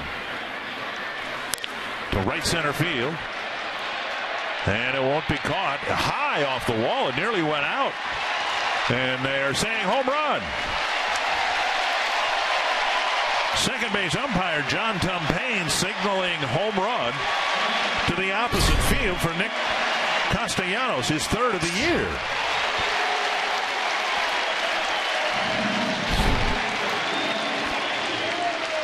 And Paul Molitor looking to see whether the video confirms that it left the ballpark.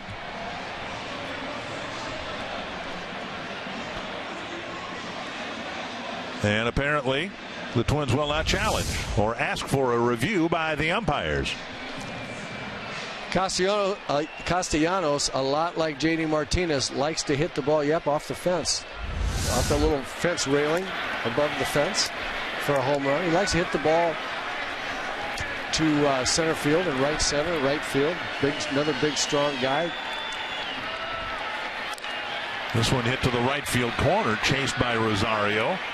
And it hits the sidewall. A foul ball. 1-1. Davis already has an RBI double and a bunt single.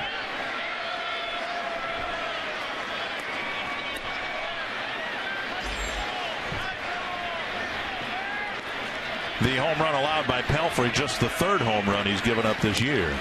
Ground ball to Dozier. Davis thrown out, one away.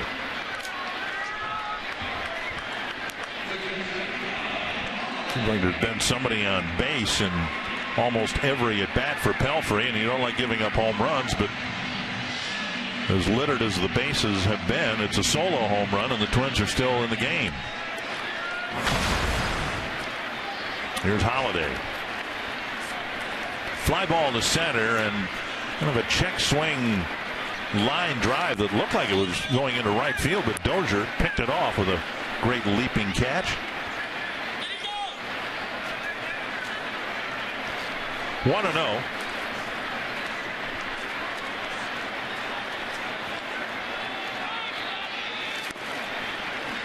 One and one.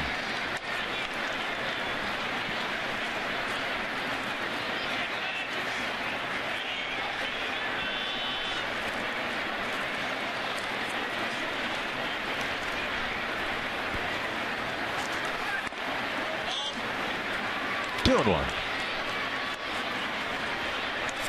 Just not the same kind of outing that we've seen from Pelfrey, other than the one game at home where he couldn't get out of the fourth inning when he totally lost command. This is just not the way he's been pitching. Base hit, drops in front of Escobar with one out in the fifth. He's been attacking the strike zone with all of his pitches, fastball, splitter, and slider. Today's been more of going back to what we've seen in the past, where a lot of 2-ball, 3-ball counts, ball one, the first ball pitch to the hitter, just not sharp today, and I'd like to say it's uncharacteristic this season. I hope that this is a bit of an aberration here, and not, and he gets back into the strike zone with all his pitches from this point forward. Keep being surprised to see Brad Ausmus bat Iglesias ninth against the Twins, because he's been their best hitter against Twins pitching. Pelfrey gets ahead 0-1. Iglesias 1 for 2, and in making an out in the third inning and retiring Iglesias, a run came in. Nice backhanded pickup again by Suzuki. But Iglesias now 13 for 27 against the Twins this year, and his only home run hit this year came against the Twins. I think a couple things that work with him being put in the ninth spot in the order. First of all, he's never been known as a 350 hitter, that's for sure. And he's been out the last. There's a hit and run with the catcher taken off. But he's been out the last season or parts of 2 seasons with leg issues, and never been known to be a great hitter. And so Austin's put him in the ninth spot. Say, here, look, concentrate on your defense, get your stroke back. And in the ninth spot, he's a fast runner. Ahead of fast runners goes or Rajay Davis in the leadoff hole, and then Kinsler after that. So he's got a pretty good lineup going that way. Behind Omar Vizquel. I was talking with Vizquel a couple days ago about when he first came up, what was the biggest challenge for him? And he said he had only been pinch hitting for switch hitting for a few months before he got called to the big leagues with the Mariners. Chopper to third. Plouffe fires low on the run, and Dozier, playing first baseman at second base, gets the put out, 2 down. But Vizquel said since he was just starting to switch hit, he was concerned, of course, that he was going to struggle from the left side of the plate, and he wanted to make sure that he didn't take those struggles out on the field with him.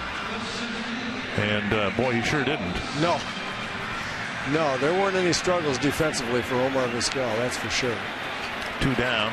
Iglesias at first, and now Goes will bat, but he'll hit against a different pitcher. Paul Molitor has let Mike Pelfrey struggle through 3 trips through the Tiger batting order, and truth be told, the third trip was the easiest one for him. He did give up a Castellanos home run to start this inning, and comes off the mound trailing 5-1.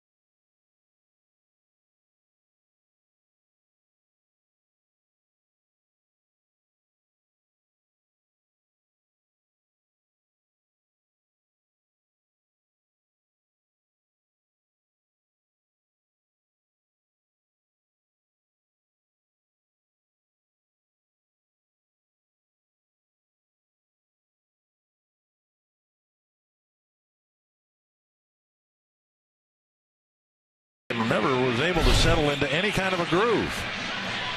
Never ever got a rhythm or a groove going with a combination of pitches that complemented each other and made the Tigers look at all uncomfortable. And so his day is done. We'll now have Brian Dunsing pick up here.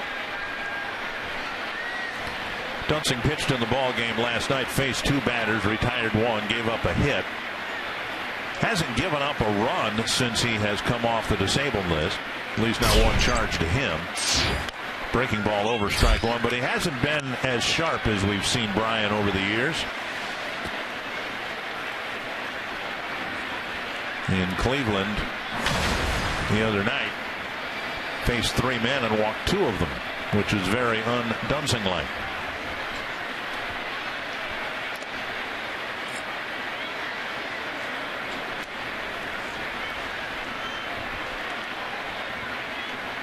Goes has been on base twice, a single and a walk.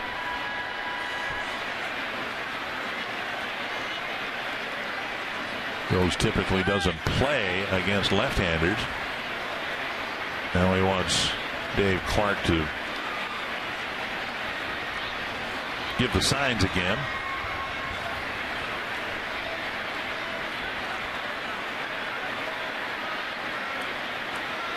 And there goes the runner. The pitch fouled. Great jump right there. He had that stolen standing up.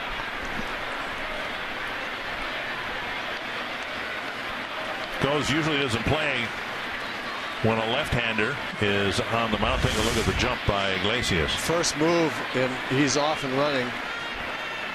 He's going, man, I had that stolen.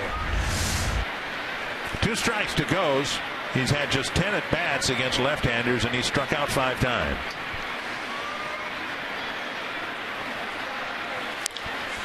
And he punches a breaking ball down the left field line. And reaching safely and being thrown out at third is Iglesias. Nice job by Santana, and a good tag put on by Trevor Plouffe to end the inning. A pop fly single, but it is Escobar who delivered the throw to Plouffe.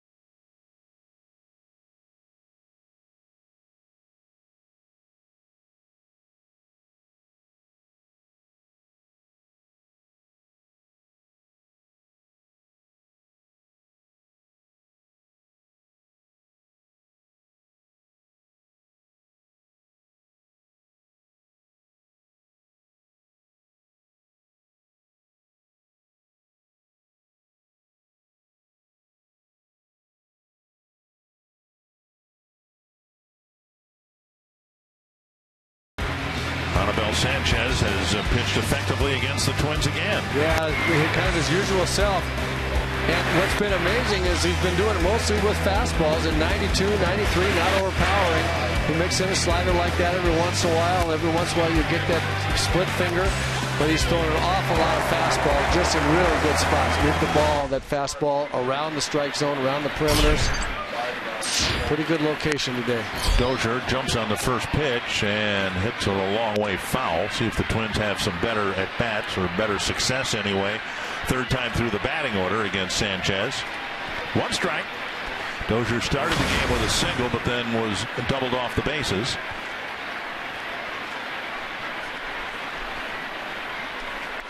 Down low, 1-1. Twins put together a 5-run third inning in last night's game with a succession of triples and doubles. They didn't homer in the game. So far today, they've been held to just singles. 2-1.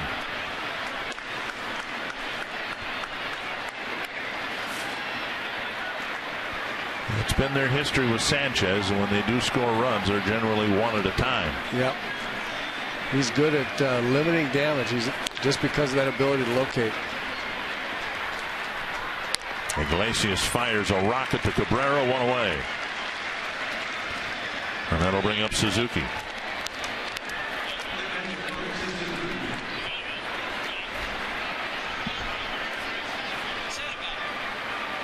Suzuki drew a leadoff walk in the fourth and came in on Escobar's single.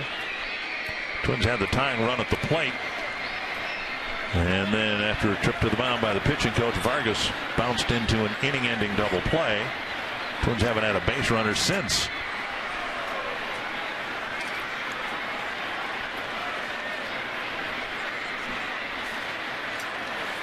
Inside, ball one.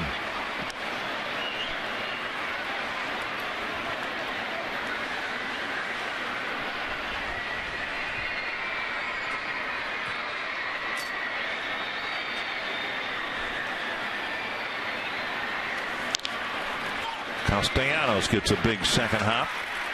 2 down. And that'll bring up Mauer. A few weeks ago, Joe was hitting the ball very sharply in seemingly every at bat. And for the last couple of weeks, it's been just the opposite. And he's had a tough time today with Sanchez. A little number up the baseline. Sanchez scooped it up and tagged Mauer out, and he was called out on strikes in the fourth.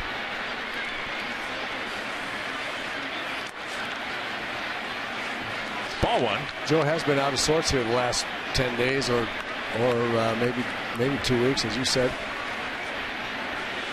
Really hitting the ball hard, stinging it all over the field up until a couple of weeks ago, and it's like he's just not really seeing the ball real well. He's taking more pitches than we usually see him take. Even though Joe takes a lot of pitches, after taking a first strike in an at bat, he's usually on the next group of strikes that he sees. He had his on-base percentage up at his career norm, just over 400. But now coming into play today, an on-base percentage of 345. Which is very un-Mauer-like. Sanchez gets ahead of him, 1-2.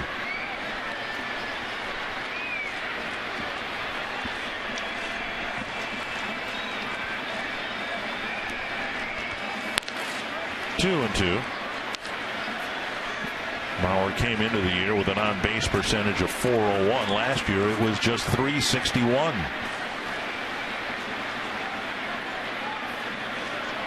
When he won the AL MVP, he had an on-base percentage of 444. Called third strike over the inside corner. And Sanchez now has retired 7 men in a row.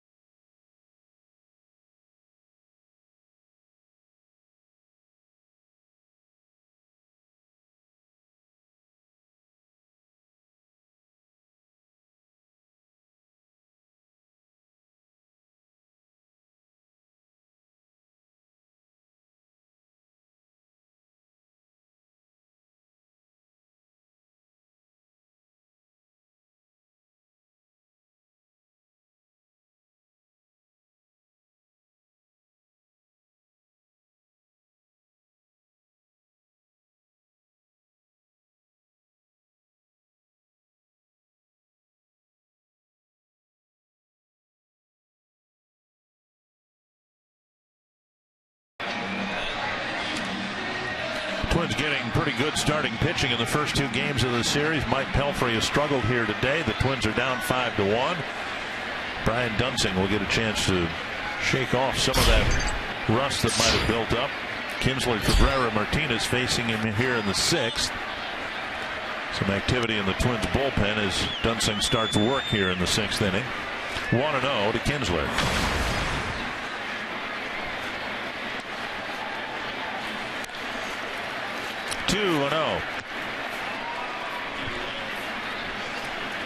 Kinsler 0 for 3.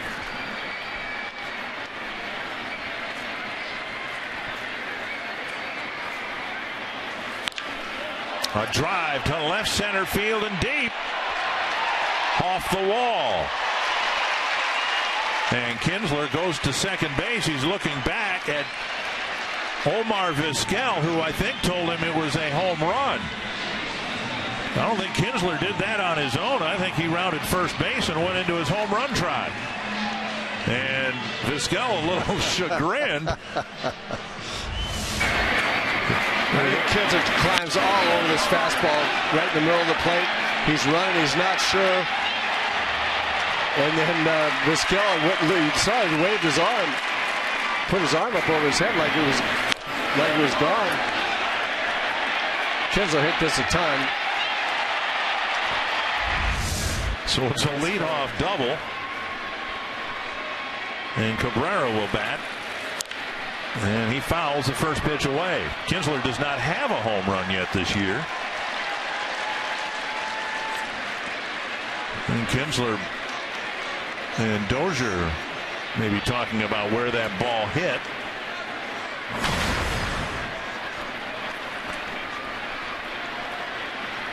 One strike to Cabrera. Dunsing gave up a pop fly single to the only man he faced in the 5th, and now a ringing double and a called second strike to Cabrera.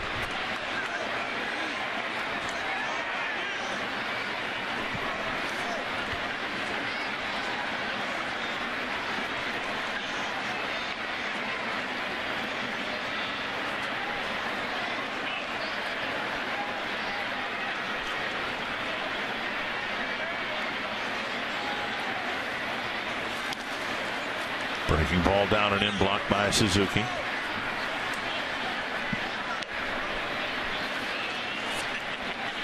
Cabrera with an RBI single in the 1st. Since then, a fly to center and a bouncer to short.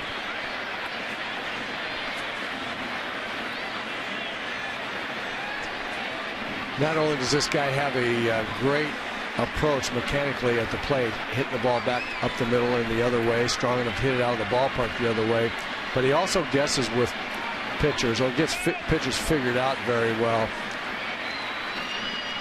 Talking to a lot of the Tiger guys.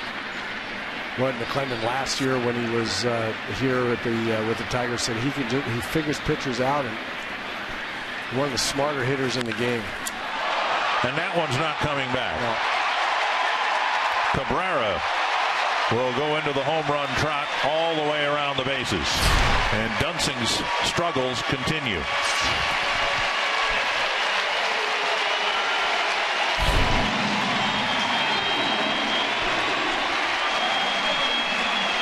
Home run number 7 for Miguel Cabrera.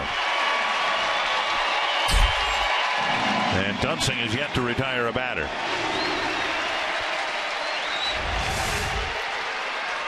Slider down and in. And this is the danger. Pitching to a guy who sets up to hit the ball the other way. That breaking ball down and in just doesn't fool him because he's not in a hurry to get out in front of the fastball. And he is so strong and so talented that with that set of mechanics and skill, that breaking ball just settled right into a home run swing.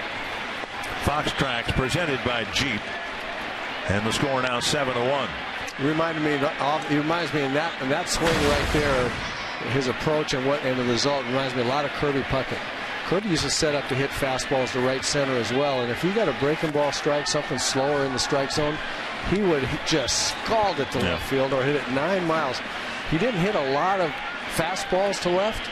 It was breaking balls and changeups that went out to left field, and the fastballs tended to be in the center of diamond, right center. It's a mark of a great hitter. Swing and a miss, 1-2. The Twins bullpen's been very good, but one of their anchors over the last few years is going through a tough time. Brian Dunsing.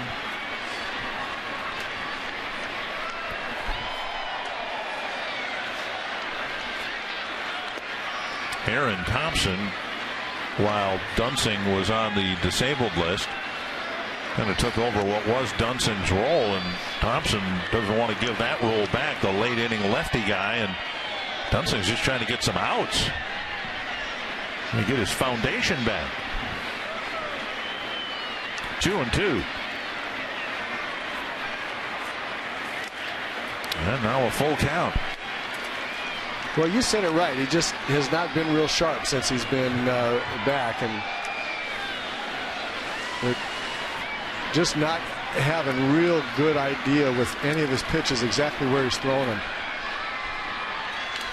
Wants to hit the outside corner, gets it over the plate, or can't hit it, or outside, for example. Tapped foul. This is his 8th appearance of the year. Just the second time that he's given up runs.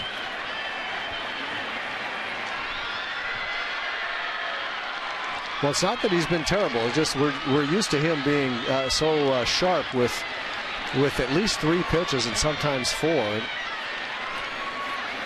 Just been a little bit off. And now a walk.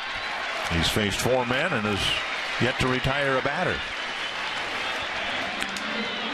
His 12th appearance of the year, and came into the game with 10 hits allowed, 6 1/3 innings pitched. Here's our DraftKings players to watch.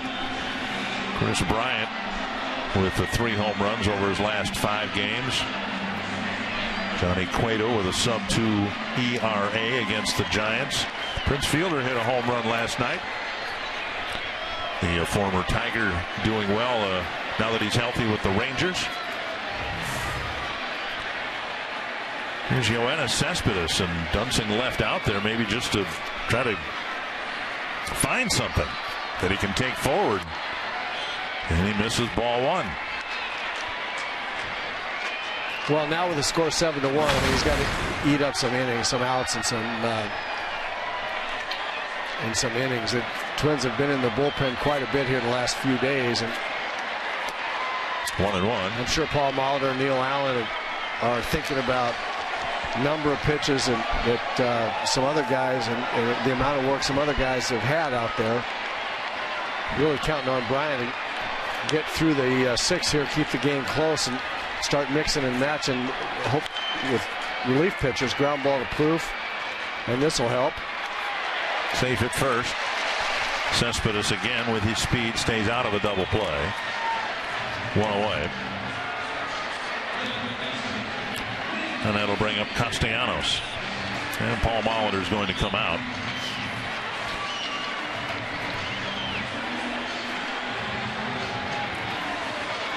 The Twins are going to need a healthy and an effective Brian Dunsing. And as far as we know, he's healthy, but he has not been effective. And he comes out with the Tigers up 7-1.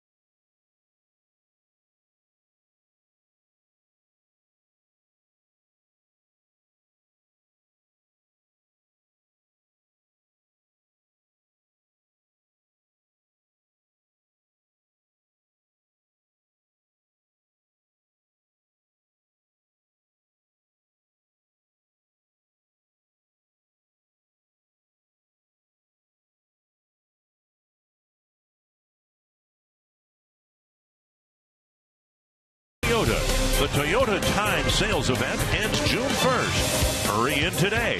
Toyota, let's go places. And by Sanford Orthopedics and Sports Medicine, for the everyday competitor in all of us. Ryan Presley comes out of the Twins bullpen to try to pick up some outs here in the 6th inning. Presley finished the ball game here 2 nights ago, was tagged with the loss, giving up a game-winning hit to Ian Kinsler. He'll face Castellanos with a man at first and 1 away. Strike 1. Castellanos hit an opposite field home run his last time up. He's reached all 3 times. All 3 times with a walk, a single, and the home run.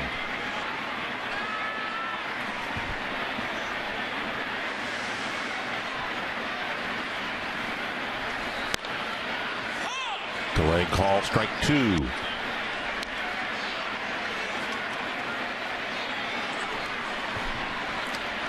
Presley with a quick 0-2 start on Castellanos on 2 pitches that weren't anywhere near where he wanted to throw them. A couple of kind of hanging back up sliders. And there's a good one. A check swing, says first base umpire Bill Welke, 1-2. Another nice stop by Suzuki. 7-1 Detroit, but you can imagine Tigers having at least a couple more runs, if not for Suzuki behind the plate. He had a tough time with some of Mike Pelfrey's pitches in the dirt. He handled them all, but had some challenging pitches to try to block and backhand and generally keep the runners from advancing. 1-2.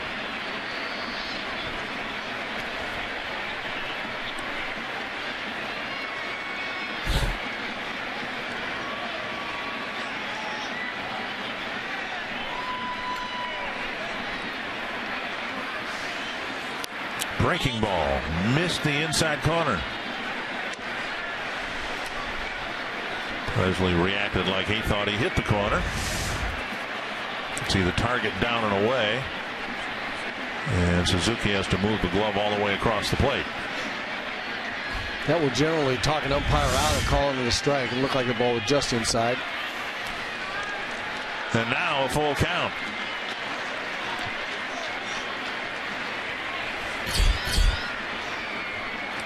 Cespedes might be taking off here with 1 down.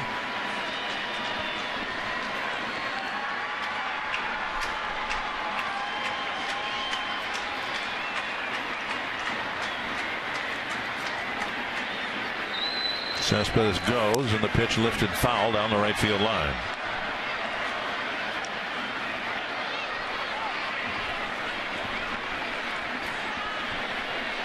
Couple of really cool evenings here in Detroit for the first 2 games of this series. You would say cold, right? Yes, I would. Okay. And did. Very pleasant today. Temperatures in the 60s. Well, it just got to 60. Okay. Well, technically, I'm right. You're it's right. In the 60s. It's in the 60s, barely. Full count. Cespedes goes again, and the pitch fouled. After the game, the Tigers go to St. Louis, while the Twins head home for a very brief homestand. 3 games with the Rays, then an off day Monday, a couple of games in Pittsburgh, then an off day Thursday, and then 3 games against the White Sox.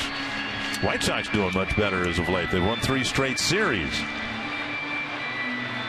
It's going to be an interesting season in all the divisions in the American League.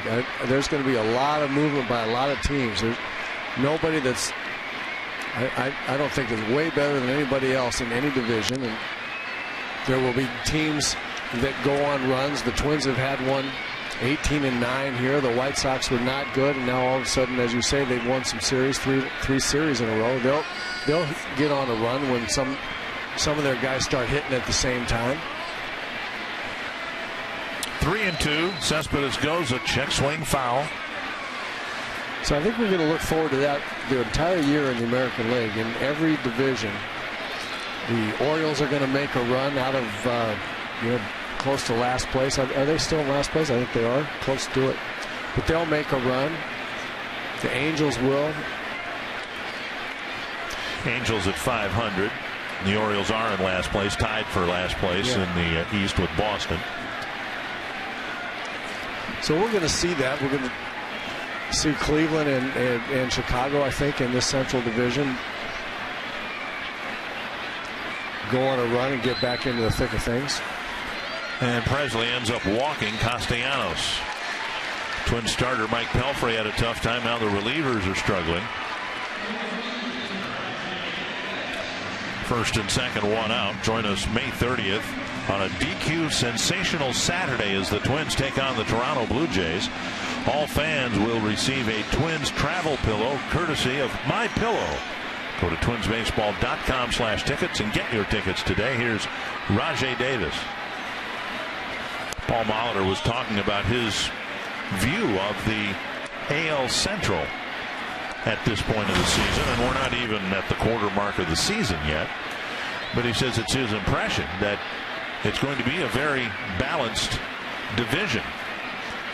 That as poorly as Chicago played against the Twins at home, now they're on a bit of a run. They've won 3 straight series. He expects the Indians to put together something similar now that Corey Kluber finally has his first win. We've seen what Danny Salazar can do. 2-0 to Davis. And a strike at the knees.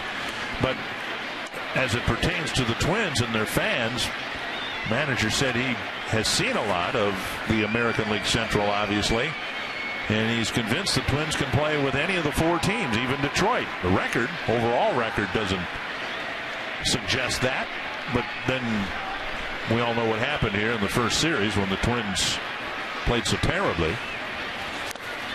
Swing and a miss, 2-2.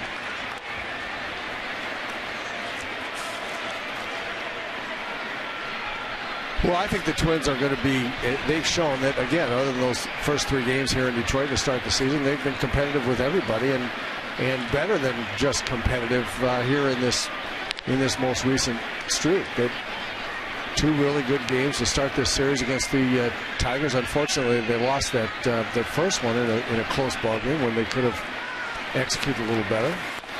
Strike 3 called, and Davis is out number 2. But I think that will be the nature of the American League Central, no question about it.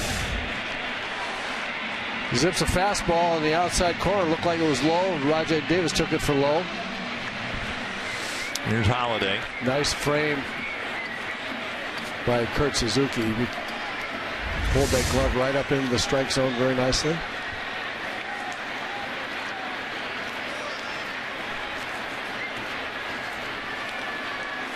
Swing and a miss.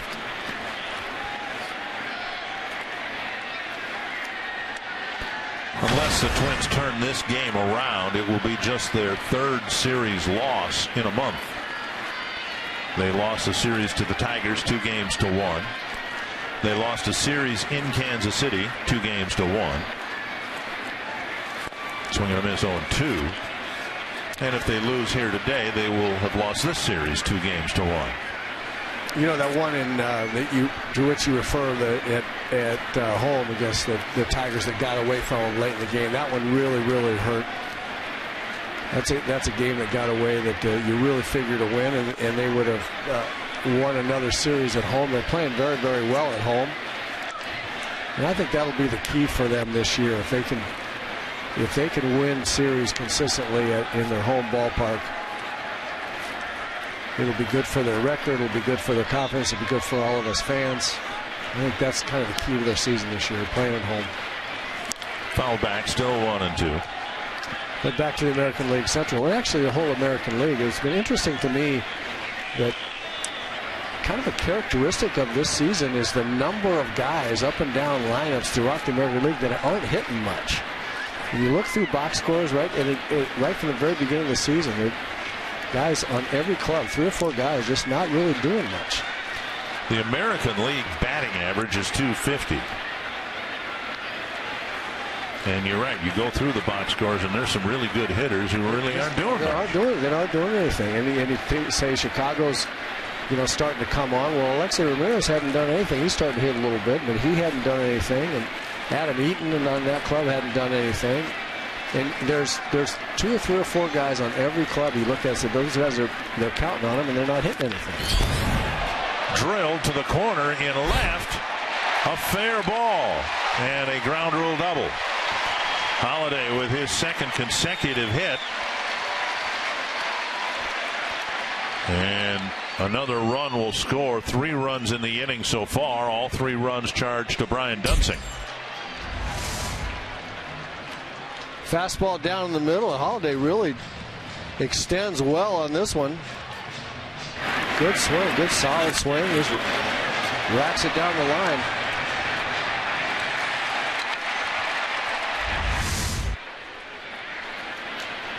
Iglesias will bat with 2 men in scoring position. 8-1 Detroit. Ball 1. And you know, Ryan Presley, who's been so good, speaking of guys that not real sharp, I mean, you could tell right from the very beginning that of this outing that Ryan didn't have his best stuff. A lot of spinning sliders are up in the zone, and there's a better one there. But usually he comes in throwing the ball down there. His breaking balls are the sliders down and sharp, the curveball's over for strikes. And he hasn't been as sharp as he normally is today. Was part of the really good homestand where the Twins went 8-3, pitched 4 2/3 innings of nearly perfect baseball. Didn't walk anybody, gave up 2 hits, no runs. But he's given up 3 earned runs of his own.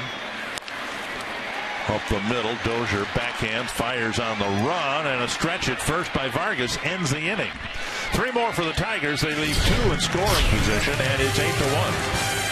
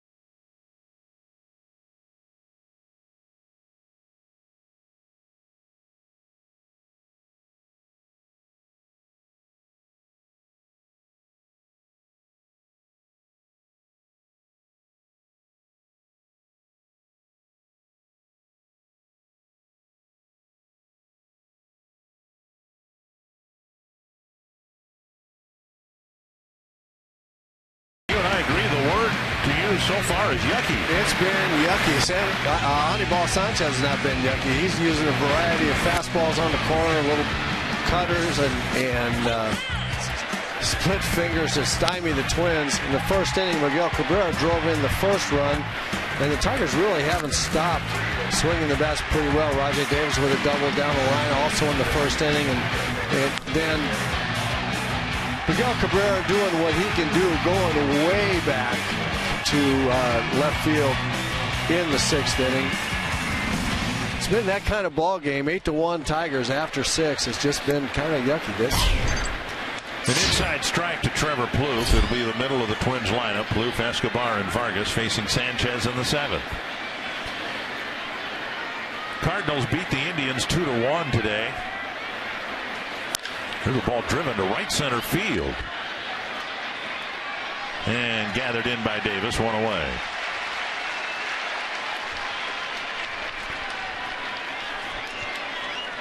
Royals have a lead on the Rangers.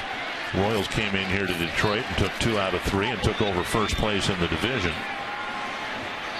White Sox aren't playing, but they demoted their second baseman Micah Johnson today.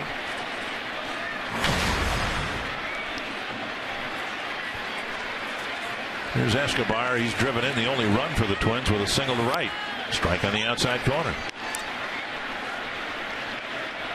Sanchez has been very, very good with that fastball today. He's thrown a lot of them, as we talked about already. He's been on both corners very, very well. To center. Hit right at Anthony goes. Backpedals a little bit. Out number 2. And that'll bring up Vargas.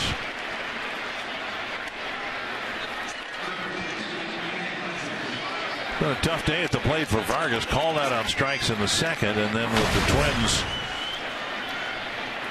mounting the only threat they have built so far against Sanchez. Got a leadoff walk, a pair of singles that scored 1 run, and Vargas was at the plate representing the tying run on the first pitch from Sanchez.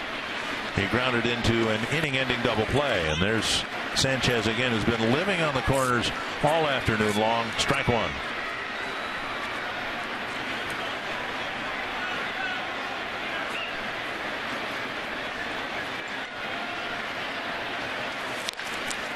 To short right. Davis charging in, and he makes the catch.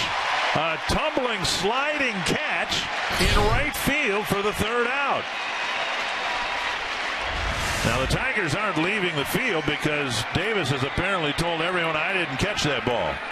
No, I had to try. Well, now they're being told to come off the field based on the call, but that was an interesting reaction. Normally a fielder will try to sell the call to the umpire, and it's like the Tigers are going, nah, I don't think so. Well, the call on the field is that he caught it. The ball one-hopped into his glove. What I couldn't tell, it looked to me like it was a short hop. In one of the looks, it looked like it short hopped in his glove. It actually hit the lower into the fingers and jumped up there. But technically this is a Twins challenge, but it was all but suggested by the Tigers. Vargas will stand in the vicinity of first base.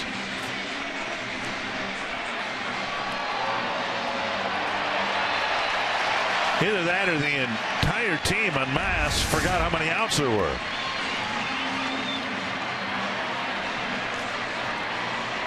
Does the ball ever touch the ground? Well, that's what I was saying. It looked like it bounced in his glove. You know, that it's going to be hard to overturn that, I think, because you can see the ball bounce, but I'm not sure that he didn't get the fingers of the glove underneath the ball as it bounced in there. I think it's a base hit, but I don't know what they'll say in New York. If he got the fingers, as you say, or the webbing of the glove, or anything between the ball and the ground, it'll be a catch. Well, my only point is I'm having a hard time seeing where that ball actually first made contact, and they've ruled it out. I'm just wondering if they have enough to overturn it. Other than the Tigers' reaction. Other than the fact that nobody else on the field thinks he caught it. Davis flipped the ball into the infield and was going back to his position in right field. I don't know if he gave up on, or if he's just being real honest, or if he, as you say, forgot how many outs there were. I don't think Roger Davis could tell. I think he knows the ball short hopped into his glove, but I don't think he could tell whether it hit grass first or the end of his fingers first, end of his glove. And they're calling it a catch. That was odd. Yeah. The Twins officially lose just their second challenge of the year. They're now 6 for 8. And the inning ends on 3 fly ball outs.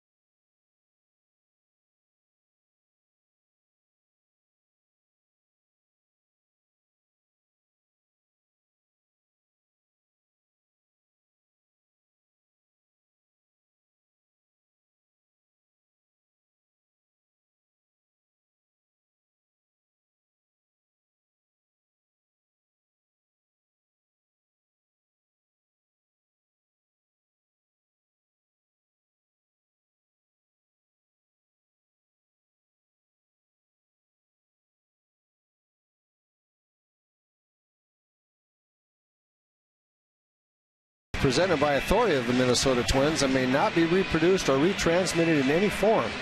And the accounts and descriptions of this game may not be disseminated without the express written consent of Minnesota Twins, LLC. J.R. Graham with a chance to pitch, I suspect, the last 2 innings. It probably will depend on how the first inning goes, but Graham gets a chance here with the Tigers in front. He'll face the top of the Tiger order. Graham made his major league debut here in Detroit. Actually pitched in the first 2 games. All the numbers have been good for Graham. A couple of runs allowed.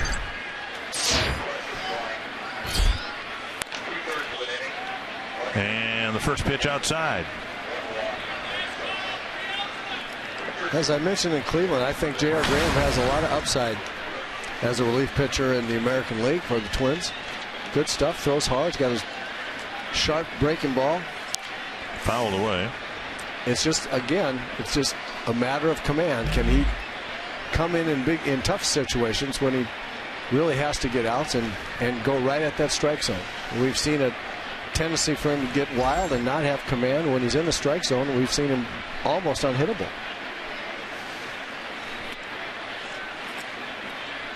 In his last 5 outings, covering a total of 7 innings, he's walked only 2 and given up only 3 hits.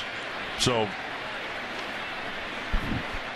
many of his appearances have been in the frankly rare games like this. Twins haven't had many games like this since the first week of the season.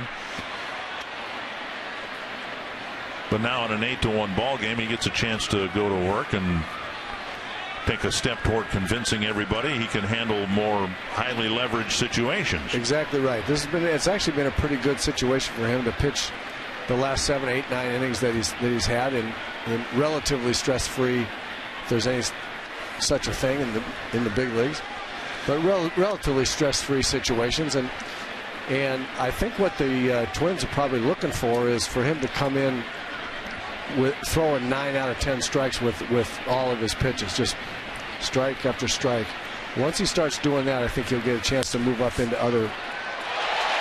Liner out of the reach of Santana, and it was hit so hard it splits the gap and goes to the wall. Goes around second on his way to third, and it is a triple.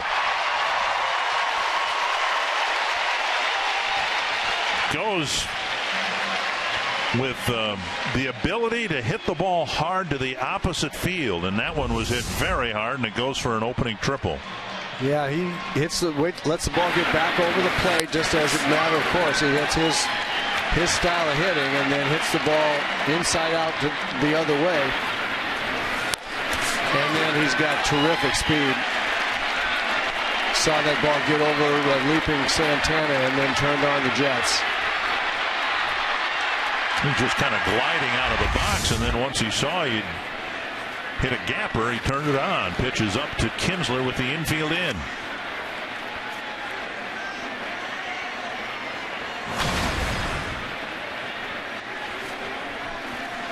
Kinsler thought he hit a home run into the bullpen.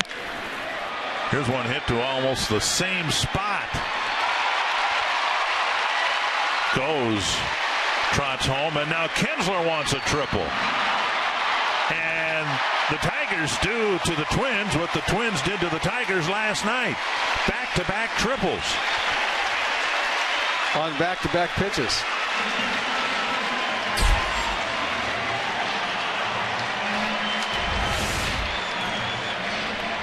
High fastball in the middle of the strike zone. Hits it to the fence. And that's where you got the triple right there. Just enough of a bobble both there with Aaron, and then Brian Dozier didn't field the relay throw cleanly. Relay over the head of the first guy in the tandem, Danny Santana on the relay, and the trailer, what is called the trailer, the second baseman had to play it. But last night I don't think I couldn't remember ever seeing consecutive triples on, or back-to-back triples on consecutive pitches, and the Tigers turn around and do it the next day. Twins got their triples to right center. The Tigers getting theirs to left center. 1-1 to Cabrera. Tigers have scored in every inning but 2.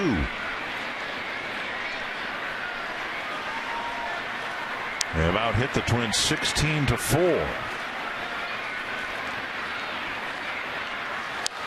Ooh.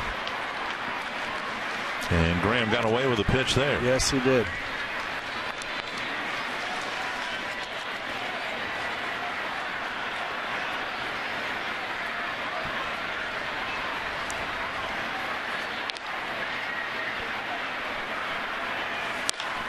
To right field and deep. Rosario back. Gone. A home run for Miguel Cabrera. His second home run in as many at-bats. And Graham greeted rudely here by a triple, and a home run.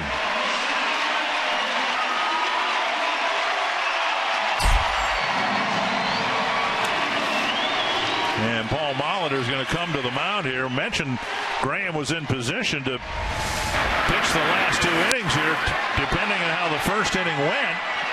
And it couldn't have gotten off to a poorer start. Well, there's a great example, the last 2 at-bats, of why Miguel Cabrera is the elite hitter in Major League Baseball that he is. He has the ability to hit fastballs in the middle of the plate, out of the ballpark, the other way, so he doesn't have to be in a hurry. He doesn't have to get the bat headed 2 or 3 feet further out in front and hit that fastball to left. So he's rarely in a hurry, and it just eliminates so many other pitches that can get him out. You can't get him out with a breaking ball strike because he's waiting on the ball so long. He sees that pitch well. Just a phenomenal hitter. It's a combination of skill and strength, and then the approach back the other way, through the middle and the other way. To right center field. And Hicks stops short of colliding with Rosario. 1 away. There have been, I think, 1 or 2 other times when Paul Molitor went to the mound and did not make a pitching change, but that was to consult with a veteran pitcher about how he felt and all that, at least from my memory. That, I think, was simply to tell Graham, look, you're it. We don't have anybody warming up. Mix in your pitches and try to work your way through this.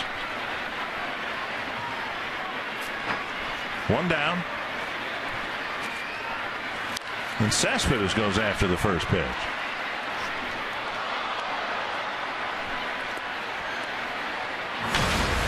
Cespedes is 0 for 3 with a sacrifice fly. Graham, all year long, had given up just 2 earned runs. And Tigers already have 3 against him.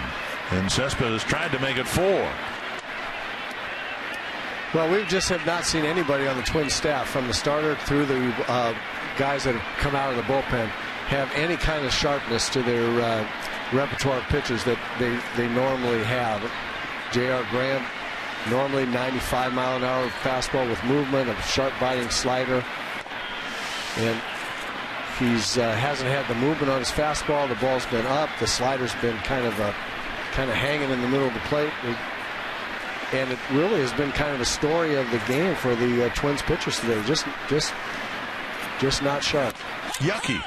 Yeah, and it's interesting because pitchers are very much like hitters in that way. Sometimes your mechanics are just off. Sometimes you just don't have the stuff you normally have. You just don't have it. You come out of the bullpen, you think you're okay, or you start the game as a starter, you think you're okay, and you just can't find it. You just don't have it that particular day. And there hadn't been anybody on the staff so far that's been in the game for the Twins that looked like they had any semblance of their sharp selves.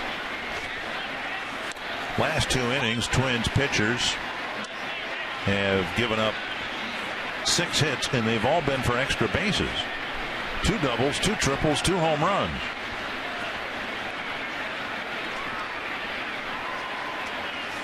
Swing and a miss, 0-2.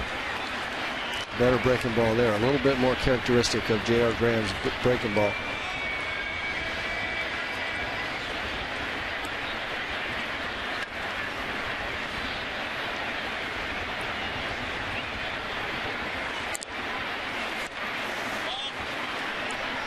And now 1-2.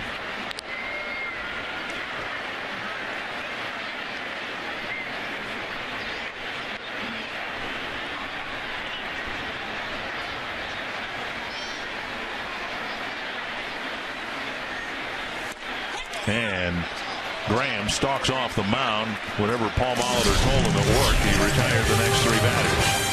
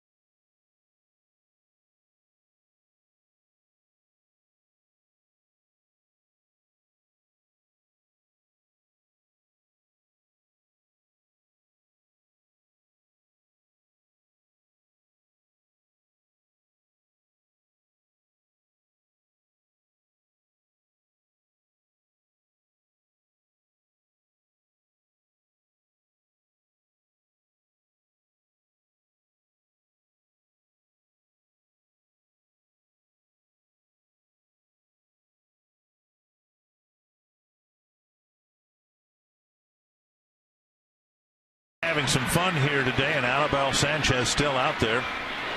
He has set down 10 men in a row.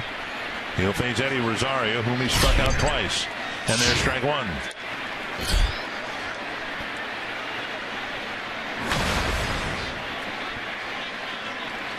Rosario, Hicks, and Santana to face Sanchez here in the 8th inning, inside 1-1.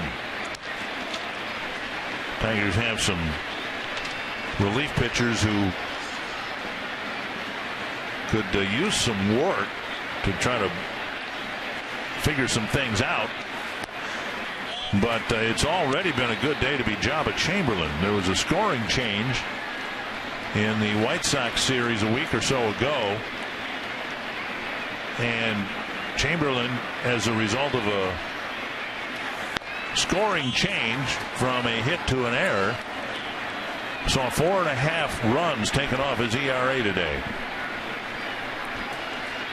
He's got an ERA now of 1.13 instead of nearly 6. 3-2 to Rosario.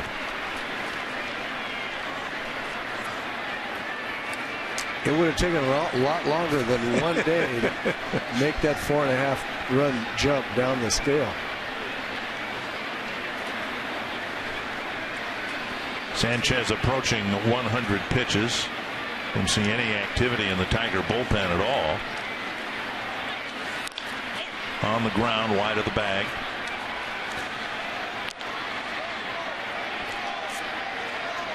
Rosario made quite a splash in his major league debut, and for a few games after that, driving in a run in each of his first 4 games, at least 1 run.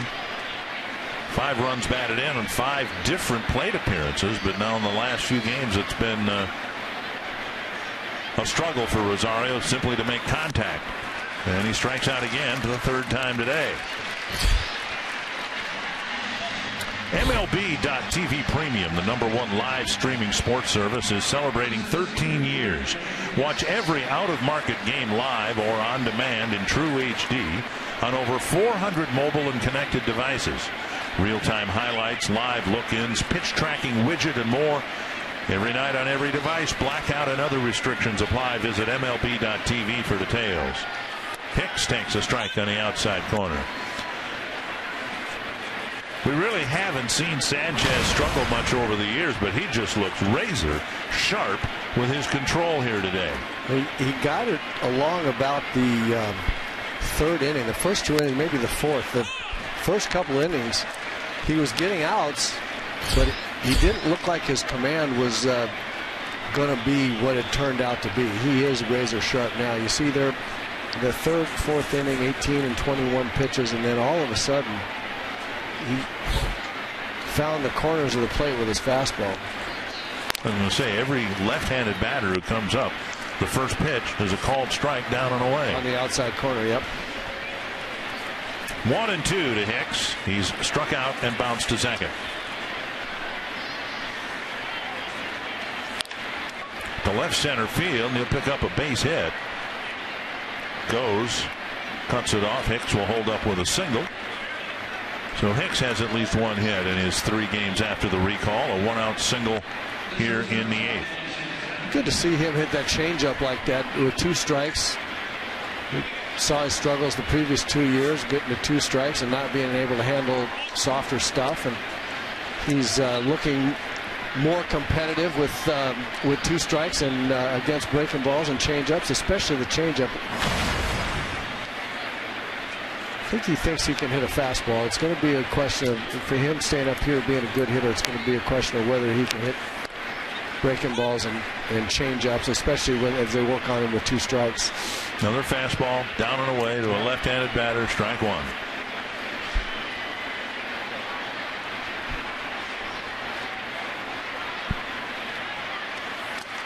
And now a breaking ball down and in, a swing and a miss.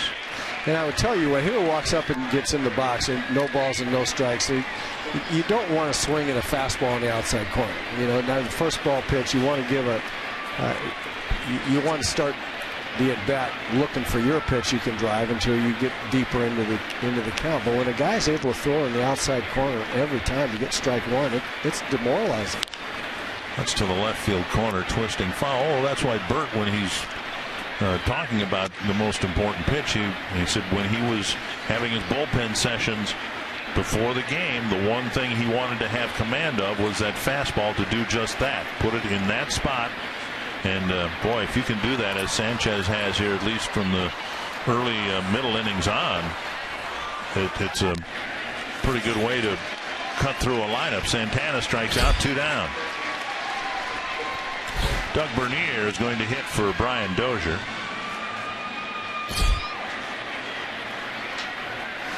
Dozier had gone 1 for 3, actually started the game with a single. But then the game maybe turned on Suzuki's at bat. Looked like Suzuki had a base hit. Twins might have been able to get something started early against Sanchez, but Iglesias started an incredible 6-4-3 double play. And the Tigers scored 3 runs in the first, and that's indicative of how the afternoon's gone for both teams. 1-0 to Bernier.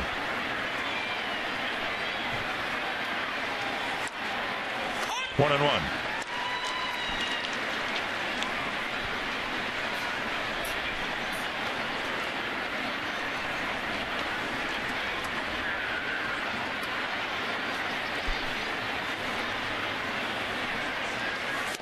Swing and a miss, 1-2.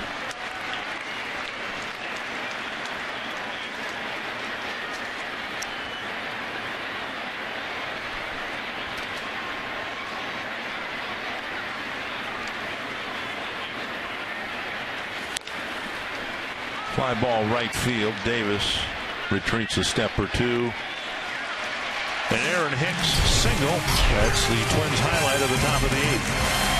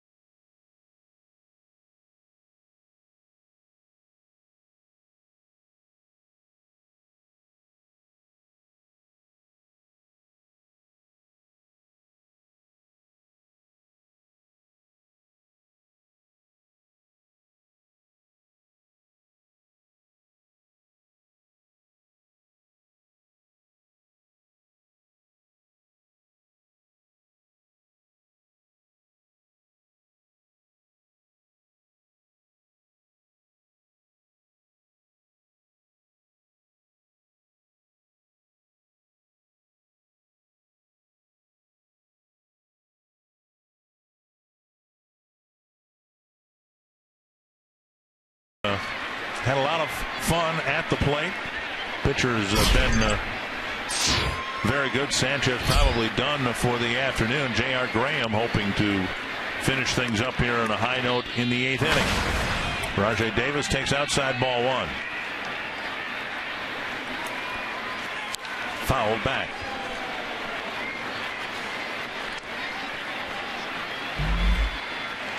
Tigers kind of ambushed Graham in the 7th inning, and just a handful of pitches, triple home run.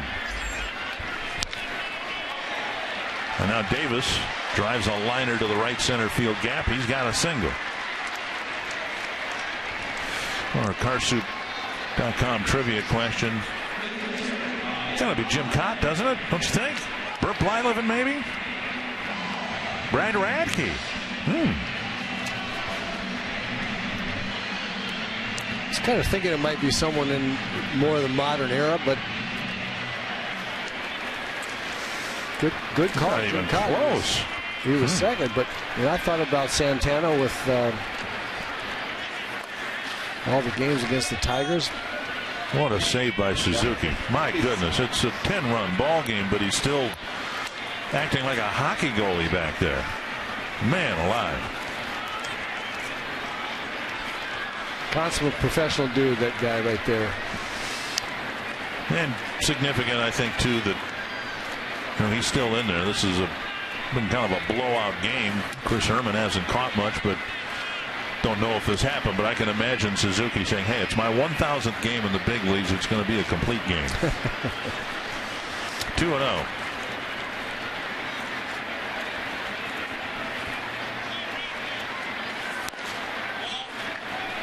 And now 3-0. Well, Graham was ambushed in the 7th, but then he got the next 3 outs fairly quickly. A couple of times on strikeouts, on called third strikes. Now a leadoff single. And in danger of walking Brian Holiday.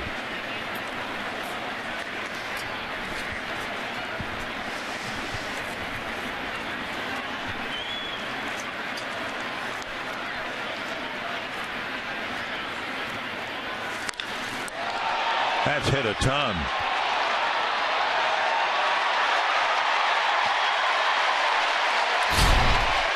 And Graham gives up 2 more here in the 8th.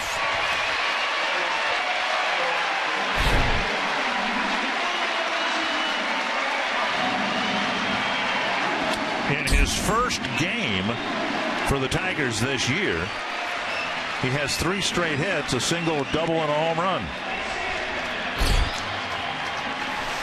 13-1. Well, he's seeing 3 fastballs right down the middle, and it's one of those days when the Tigers have their hitting shoes on, and they've been getting pretty good pitches to hit. Fox tracked by Carrier, and a strike to Jose Iglesias. Tigers didn't score in the 2nd, even though they filled the bases. Then Mike Pelfrey had a 1-2-3 4th, and the Tigers have scored in every other inning. Strike 2.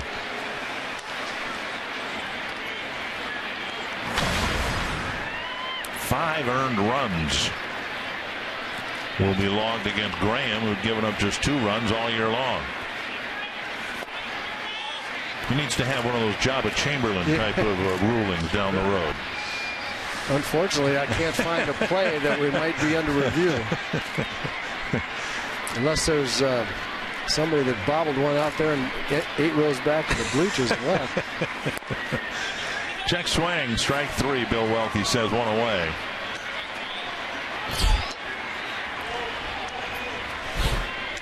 And Iglesias none too happy about that. I think he can't argue with that because he was out the pitch before that. I think the umpire missed the pitch before that. He ought to just walk on back there. 1 down, and here's Anthony goes.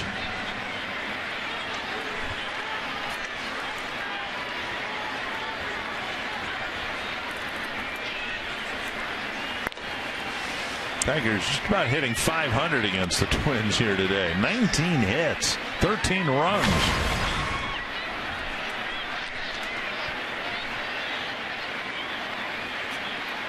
goes with 3 hits and a walk.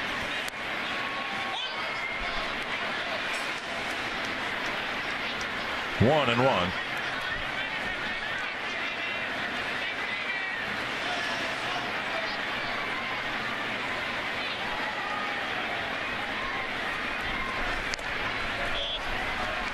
Look back at the Twins' year so far, and of course they had the great homestand, 2 winning homestands.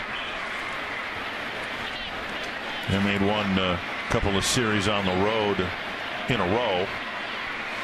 There just haven't been many games like this after the first week of the season, when just about every game was like this. You probably got to go back to the home opener when the Royals beat the Twins 12-3. All the other games, even the losses, have been pretty competitive. 2-2. Well, you're going to have games like this. The Twins have dropped a couple of these kind of games on other people, and it's just the way it is. That's a nice play by Danny, but he can't throw the ball on the base. Tonight, Fox Sports Live will get you caught up on a full night of NHL and NBA playoff action, plus highlights on tonight's MLB games. You can see Fox Sports Live on Fox Sports 1, or see it simulcast right here on Fox Sports North. A base hit for Goj, his 4th hit of the afternoon. And that'll bring up Hernan Perez hitting for Kinsler.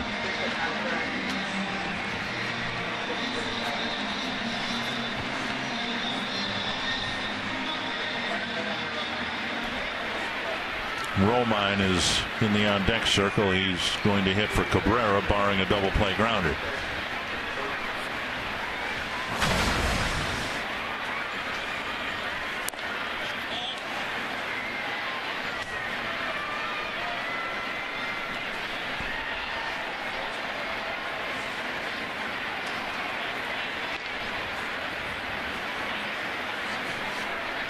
Just a month and a half into the season, and the Twins have played .500 ball at least against everybody but the Tigers.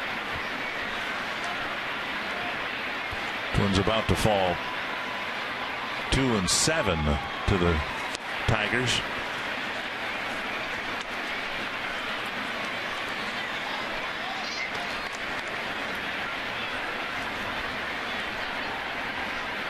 Two and one.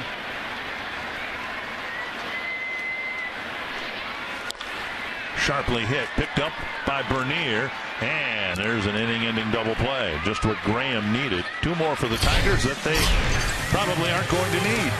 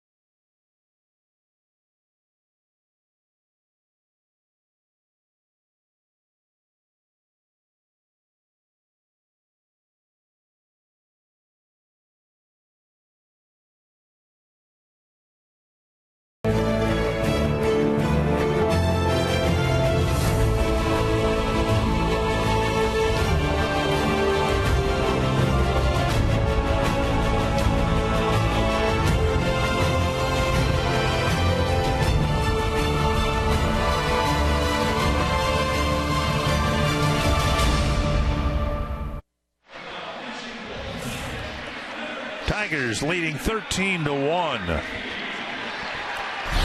And the Twins appear to be heading home with a 3-3 road trip to open up a homestand tomorrow. Kurt Suzuki 0 for 2 with a walk. He scored the only Twins run so far here today after drawing that leadoff walk in the fourth.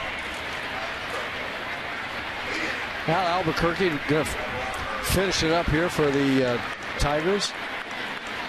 Struggling a little bit this year.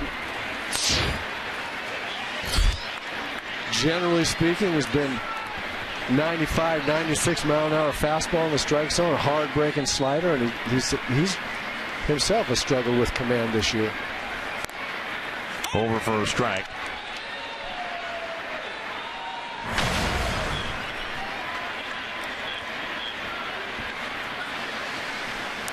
Albuquerque's pitched 2 1/3 innings against the Twins, giving up 4 hits but no runs. 2-1.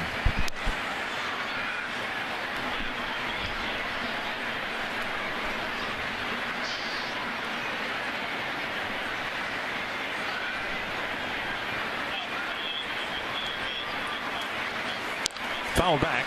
2-2.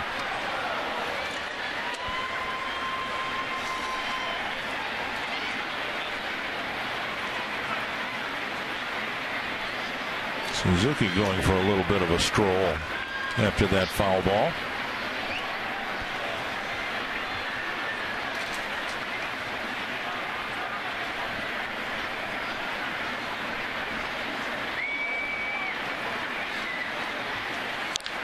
Fly ball center field. Goes with the catch, 1 away. Time now for what's next, brought to you by CenturyLink.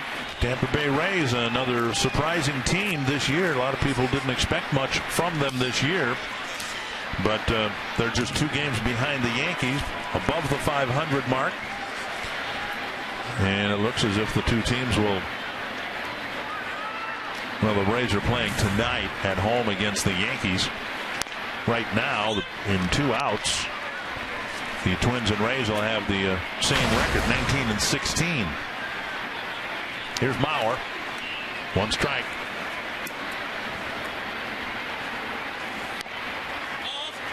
One and 1. Joe with a little 45-foot number up the first baseline for an out in the first inning, and he's been called out twice today, 3 times in this series. He's had a called 3rd strike. And now he's behind in the count, 1-2. That's what I was referring to earlier, Dick. He just is as much out of sorts as I've seen in a long time, because it's one thing to be missing pitches you should hit or swinging and missing, but to be called out the way he could be taking the strikes that he's been taking is just not like him.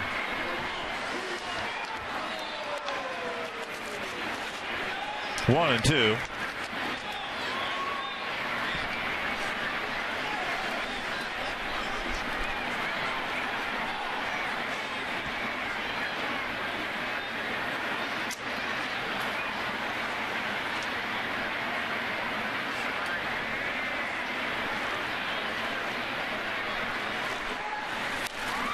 Three strikeouts today from Mauer. 2 down.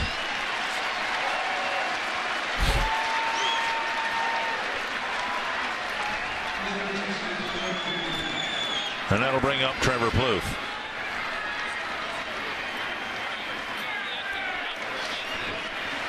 Plouffe with a single in the 4th. 1 for 3.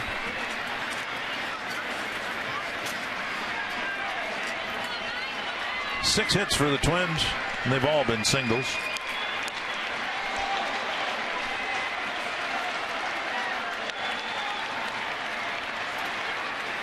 Excuse me, 5 hits, all been singles.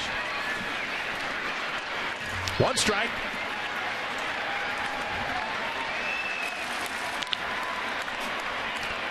To left, caught by Cespedes. Convincingly, the Tigers have won their 3rd series against the Twins this year. Anthony LaPanta, the Twins need to find a way to beat the Tigers. They've only beaten them twice in 9 games.